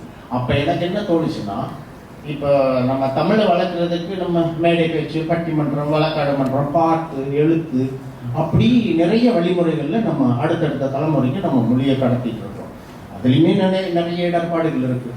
உங்கள் பேட்டி கூட சமீபத்தில் பார்த்து, கடந்த 5 வருஷம் தமிழ்நாட்டில் எழுத்தாளர்களுக்கு நல்ல ஒரு பொற்காலமாக அமைஞ்சதுன்னு நீங்கள் சொன்னீங்க. அதுக்குள்ள இப்போ இந்த நீங்கள் சொல்கிற விஷயத்தில் அது வணிகமயம் ஆயிடக்கூடாதுன்னு சொல்கிறீங்க. அதில் எனக்கு என்னமோ எனக்கு உடன்பாடு இல்லை. ஏன்னா நீங்களும் நல்லா இருக்கணும் இல்லை, அப்போ உங்களுக்கும் வயது இருக்குல்ல. அப்போ அதுக்கு நான் அப்படி தான் பார்க்குறேன், யதார்த்தமாக தான் அதை பார்க்குறேன். ஆனால் எனக்கும் பணத்தாசை இல்லாம, ஆனால் இந்த எழுத்தும் இந்த மொழியும் அடுத்தடுத்த தலைமுறைக்கு எங்கள் வீட்டில் நான் அனுபவிச்சிருக்கிறேன்னா கண்டிப்பாக வெளியே வச்சுக்கிற உண்டி ரொம்ப நன்றி ஐயா, நன்றி. நிறைய புத்தகங்கள் வாங்கி வச்சிருக்கேன். எங்கள் வீட்டு பிள்ளைங்களும் இந்த கணிதமும் அறிவியலும் படித்து அதுக்குள்ளேயே ஒரு இயந்திரம் மாதிரி போயிருச்சுங்க. ஆனால் நான் இப்போ ஒரு கட்டத்தில் அந்த படித்த புத்தகங்கள்லாம் எடுத்து வச்சு என் பிள்ளைகள்கிட்ட வச்சு படிக்கிறப்ப சொல்லி இந்த மாதிரி நீங்கள் யதார்த்தமாக இருந்துக்கணும், நம்ம மொழி எங்கேயும் நம்ம யாரும் பிள்ளைங்களுக்கு தமிழ் பேர் தான் ஃபுல்லாக வச்சிருக்கிறேன்னா, நம்ம பொன்முடி அந்த காலத்தில் இருந்த ஒரு தமிழ் எழுத்தாளர், அது கவிஞர், அந்த பொன்முடியா பேரை தங்கச்சி பிள்ளைங்க எல்லாம் தமிழ் பேராக தான் வச்சிருக்கிறேன். ஆனாலும் அந்த பிள்ளைங்க இந்த கணித அறிவியல் தாண்டி இதுக்குள்ள வர முடியல. அப்புறம் நான் வரப்பிறக்கையில் தான் வச்சிருக்கேன், ஓரளவு வச்சிருக்கிறேன் நான். ஆனாலும் அது நானும் போகிறனாலும் வாய்க்குள்ள நுழைய மாமா நுழையில அப்புறம் தங்கச்சி பிள்ளைங்க அந்த பிள்ளைங்களாம் சொல்லுவாங்க. அதுக்கு தேவையான வசதிகளை பண்ணி கொடுத்து வச்சிருக்கிறேன், ஓரளவு வச்சிருக்கிறேன். ஆனால் இப்போ நீங்கள் இந்த சொல்கிற முறை மூலமாக இந்த மொழியும் எழுத்து நம்ம அடுத்த தலைமுறைக்கு கொஞ்சம் ஈஸியாக போயிடுவோம்னு சொல்லி எனக்கு ஒரு நல்ல அபிப்பிராயம் இருக்கு. அப்புறம் சார், நான் சொன்னா கேட்க மாட்டாங்க, நீங்க சொன்னா கேட்குறீங்கன்னு சொல்றீங்கள, அது முக்கியமான காரணம் என்னன்னா இந்த கதை தேர்வு. நான் வந்து ஒரு கதை சொல்றேன்னா குறைஞ்சபட்சம் அதுக்காக வந்து ஒரு 20-25 கதைகளை படிப்பேன். படிச்சுட்டு எந்த கதையை சொல்லலாம் அப்படின்னு தோணும். இப்போ இந்த கூட்டம் முடிஞ்சோடனே எனக்கு என்ன தோணுச்சுன்னா, இந்த கடற்புறத்தில் கதையை சொல்லியிருக்க வேணாம் அப்படின்னு தோணுச்சு. ஏன்னா இது சொல்ற கதை இல்லை, இது முழுக்க வாசிக்கிற கதை. சொல்ற கதைன்னா நிறைய தத்துவம் நடக்கணும், டிஸ்கஷன் நடக்கணும், சண்டை நடக்கணும், திருப்பம் நடக்கணும், அதான் சொல்ற கதை. அது மாதிரி நம்முடைய கதை தேர்வுகள் தான் சக மனுஷனா நம்ம கிட்ட இன்னும் நெருக்கமாகும். அந்த இடத்துல நம்ம சரி பண்ணிக்கணும்னா நீங்க சொல்றதே எல்லாரும் கேட்பாங்க. ஆனா அதுலயே எனக்கு அந்த நன்றி. அன்பு நண்பர்களே, எங்கள் கேள்வி சுருக்கமாக வைத்து கொண்டா நிறைய பேருக்கு வாய்ப்பு கொடுக்குறாங்க நம்புறேன். சுருக்கமாக கேள்வி மாட்டாங்க.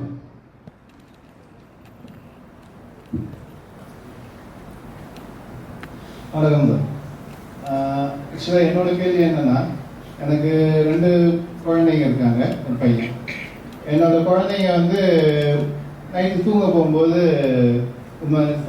கொஞ்ச நாட்டுக்கு முன்னாடி ஒரு தோழர் சொன்னதுல அது மாதிரி கதை சொல்லுங்க, அது மாதிரி கேட்குற பழக்கம் உண்டு. ஒரு நாள் வந்து இது மாதிரி கேட்டப்போ வந்து நான் ஒரு பிரபஞ்சனோட அபசுரன் கதை சொல்லியிருந்தீங்க இல்லையா, அதை வந்து சொல்லி பசங்க கதையை கேட்டு முடிச்சுட்டு சரி மாரல் ஆஃப் த ஸ்டோரி என்னம்மான்னு கேட்டப்போ கொஞ்ச நேரம் யோசிச்சு,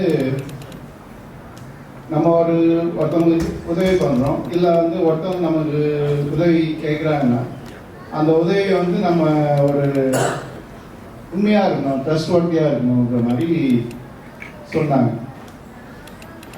சரி, நான் உங்களுக்கு சொன்னேன். அதுக்கு வந்து என் மனைவி வந்து அதுக்கு ஒரு எதிர்ப்பதமான ஒரு கருத்து சொன்னாங்க. அவங்க என்ன சொன்னாங்கன்னா, நம்ம வந்து எல்லாரையும் வந்து கண்ண மூடி நம்பக்கூடாது. ஸோ நம்ம வந்து கொஞ்சம் வந்து விழிப்புணர்வோடு இருக்கணும். அவர் வந்து கொஞ்சம் எல்லாரையும் அதாவது ஒரு இது சொல்லுவாங்க இல்லையா பழமொழி, வெகுதெல்லாம் பாதம் நம்பக்கூடாது. ஸோ அந்த மாதிரி இருக்கக்கூடாது. அவர் கொஞ்சம் யோசிச்சு அவங்களுக்கு உதவி செஞ்சுருக்கணுன்ற மாதிரி சொன்னார். ஸோ இதில் வந்து நீங்கள் இன்றைய காலகட்டத்தில் இது எது வந்து பொருத்தமாக இருக்கும், இந்த சமுதாயத்துக்கு அடுத்த கட்டத்துக்கு வந்து இதை வந்து ஒரு மக்களை வந்து ஒரு பிணைப்போடு எடுத்து போகிறதுக்கு எது வந்து ஒரு தேவையான விஷயமா ஒரு கதை போதும் சார். இந்த ஒரு கதை வந்து ஒரு நீதியை போதிக்கணும்னு எந்த அவசியமும் கிடையாது. நான் முதலே நான் பேசணும் ஒரு இந்த கதையில என்ன மாரல் ஆஃப் த ஸ்டோரி அப்படின்னு சொல்லவே வேணாம். ஏன்னா நீங்க சொல்றது வந்து உங்களுடைய கருத்து, குழந்தைகள் கருத்து வேறு மாதிரியான கருத்து கூட இருக்கலாம்.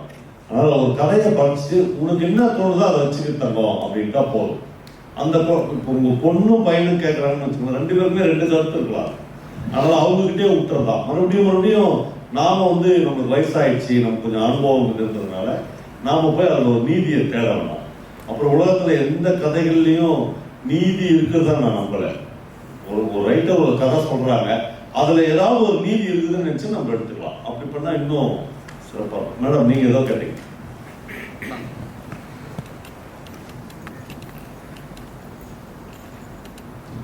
ஸ்டார்டிங்லேயே நீங்க கோட் பண்ணீங்க, நம்ம எல்லாருமே வாழ்ந்து கொண்டுதான் இருக்கிறோம், ஆனா வாழ்றோமா அப்படின்னு. ஸோ நம்ம வாழ்றோமாங்கிறது வந்து எதை வச்சு நம்ம வந்து டிசைட் பண்ணலாம்? அது ஒவ்வொருத்தருக்கும் ஒவ்வொருட கண்ணோட்டத்துலேயும் அது மாறும். நீங்க என்ன நினைக்கிறீங்க? இந்த ஒரு 100 பேர் தானேன்னா 100 பேருமே இந்த கொஸ்டின் பொறுத்தோம். இந்த கொஸ்டின் நீங்களே டிக் அடிச்சுக்கலாம். நான் நல்லா தான் வாழறேன், நான் பொருளாதார ரீதியாக நல்லா இருக்கிறேன், குடும்ப உறவுகள்ல நல்லா இருக்கிறேன், சக மனிதன் நான் நேசிக்கிறேன், எனக்கு வந்து ஆர்ட் லிட்ரேச்சர் தெரியும், அறத்தோட தான் வாழறேன் அப்படின்னா நான் வாழ்ந்து கொண்டுதான் இருக்கிறேன் அப்படின்னு நீங்க முடிச்சுக்கலாம். ஓகேவா? ஆனா இதெல்லாம் மிஸ் ஆகுது அப்படின்னா இந்த வாழ்க்கைக்குள்ளேயே அதெல்லாம் நம்ம ஃபில் பண்ணிக்க முடியும். அதுக்காக தான் ரொம்ப ரொம்ப ஸ்ட்ராங்கான கோட் அது. நான் வாழ்கிறோம் என்பது உண்மைதான், ஆனால் வாழ்கிறோமான்றது அது ஒவ்வொருத்தருக்கும் பொருந்தமா. நம்ம ஒவ்வொருத்தரும் இந்த விஷயத்தெல்லாம் கரெக்டாக தான் அப்படி யாருமே இருக்காரு. நான் எந்த இவர் சிவகுமார் சார் நானும் ரெகுலராக பேசிக்குவோம். அவர் என்கிட்ட சொல்லுவார், பாவா இந்த உலகத்துல முழு யோகியன்னு ஒருத்தன் யாருமே கிடையாதுடா. இயேசு கிறிஸ்து தான் எவனும் கிடையாதுடா. எல்லாம் ஒரு 3/4 யோகியா 1/2 யோகியா அவ்வளவுதான்டா சொல்லுவார். அதான் உண்மை. பரிசுத்தமான மனுஷனே நமக்கு வேணான்ற எல்லா நிறைகுறையோடும் எல்லா மேடுபள்ளங்களோடும் இருக்கிற மனிதர்கள் இந்த உலகத்துக்கு போதும். பரிசுத்தவான்களுக்கு இங்க இடம் இல்லை, பரலோகத்துல இடம் இருக்கு.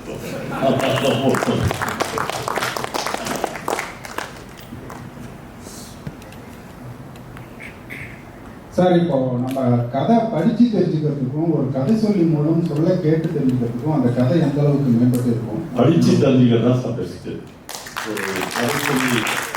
ஒரு கதை சொல்லி கேட்டு தெரிஞ்சுக்கணும்னு எந்த அவசியமும் கிடையாது.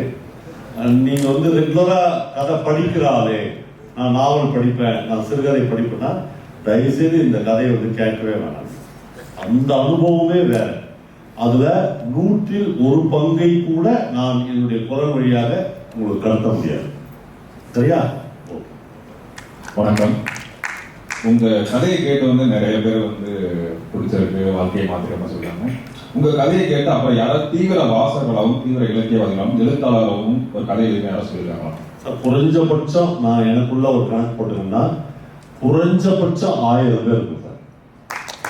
1000 பேருக்கு மேல நான் கதை சொல்ல ஆரம்பிச்ச பிறகு தீவிர வாசகர்களா மாறியிருக்காங்க, எழுத்தாளர்களா மாறியிருக்காங்க, கவிஞர்களா மாறியிருக்காங்க, பிலிம் டைரக்டர்ஸா மாறியிருக்காங்க. இப்போ நான் வந்து முந்தானத்து மனிதர் கருத்து கூட ஒரு முக்கியமான டைரக்டர் வேலை பார்க்குறாரு. நெப்போலியத்தை கூட சொன்னேன், அவர் பேர் நவீன். அவர் எனக்கு ஃபோன் பண்ணி சொன்னார், பாபா எனக்கு வந்து சார் வந்து ஒரு படம் பண்ண போடுறாரு மனிதர்க்கம் ஜெய்சேதுபதி லான்ஸ். அதுக்கு வந்து 2 பக்கம் டைலாக் எழுத சொன்னாரு. நான் 2 நாளா ட்ரை பண்றேன், என்னால ஒரு வரி கூட எழுதவே முடியல. திடீர்னு ஏதாவது ரீல்ஸ் போட்டுருந்தாங்க, நீங்க சொன்ன மகாநதியிலேருந்து ஒரு இடத்த ஒரு பையன் இந்த 10க்கு 10 இடத்துல ஒரு திரை அடிப்பான், ஸ்கிரீன் அடிப்பான். அந்த ஒரு பொண்ணுக்கு அவனுக்கு ஒரு டைலாக் நடந்துட்டே இருக்கும். நீ ஏன் ஸ்கிரீன் அடிக்கிறேன்னு கேட்பாவ. அவன் சொன்னா உன்னை எந்த காலி பசங்களும் பார்த்துடக்கூடாது அப்படின்னா. பார்த்தாருண்ணா அப்படின்னு கேட்பா. அப்படி ஒரு 2 பேருக்குள்ள இருக்கும். கடைசி இவன் வாயிலிருந்து நீ எனக்கானவள் அப்படின்னு அவன் சொல்ல வைப்பா. அவன் திரையை முழுக்க அடித்து முடித்திருந்தான் அப்படின்னு அந்த இடம் வரும். அந்த நவீன் சொல்றான், இந்த ஒரு ஷார்ட் இருக்குல்ல, இந்த ஒரு ஆர்ட் இருக்குல்ல, ஒரு கலையினுடைய ஒரு சின்ன பீஸ் இருக்குல்ல, 4 பக்கம் டைலாக் இருக்கு. அப்ப என்னன்னா, பல பேரை வாசகர்களாகவும், பல பேரை எழுத்தாளர்களாகவும், பல பேரை நல்ல மனிதர்களாகவும், குறிப்பாக சராசரி மனிதர்களிருந்து விலகி நான் வேற ஆண்டா அப்படின்னு மாத்துறது கதை சொல்றது. அதை விட நான் மறுபடியும் சொல்றேன், கதை வாசிப்பவர்களுக்கு கதை சொல்லுதல் தேவையில்லை, கதை கேட்கல் அவசியமே. அன்பு நண்பர்களே, இறுதியாக இந்த நிகழ்ச்சியை சிங்கையின் பவார் செல்லத்துறையின் பெருங்கதை அவர்களை நண்பர்கள் பானுகுமார் அவர்களும் உமாகரி அவர்களும் முதல் முறையாக மிக சிறப்பாக நாளோட இன்னொரு 2 பேரோடு பெரிய கொடுக்கலாம். அதனால தான் இந்த உரையை நம்ம கேட்கணும். கடைசி இறுதி கேள்வி என்னோட கேள்விதான் நான் கேட்டுறேன். ஆமா, அவங்களுக்கு நன்றி. பவன் அவங்களுடைய உரையை நிறைய நான் கேட்டிருக்கேன், அதனாலதான் நான் ரசிகராக நம்புறேன். உங்களுடைய உரையோட பிரசித்தியான விசேஷம் என்னன்னா, ஒரு நாவலின் தன்மை எப்படி இருக்கோ அதே போல் ஒரு உரை அமையும். அதுதான் உங்களுடைய பெஸ்ட். கடல் பொறுக்கையும் நீங்க அதே போல் சொல்லுங்க.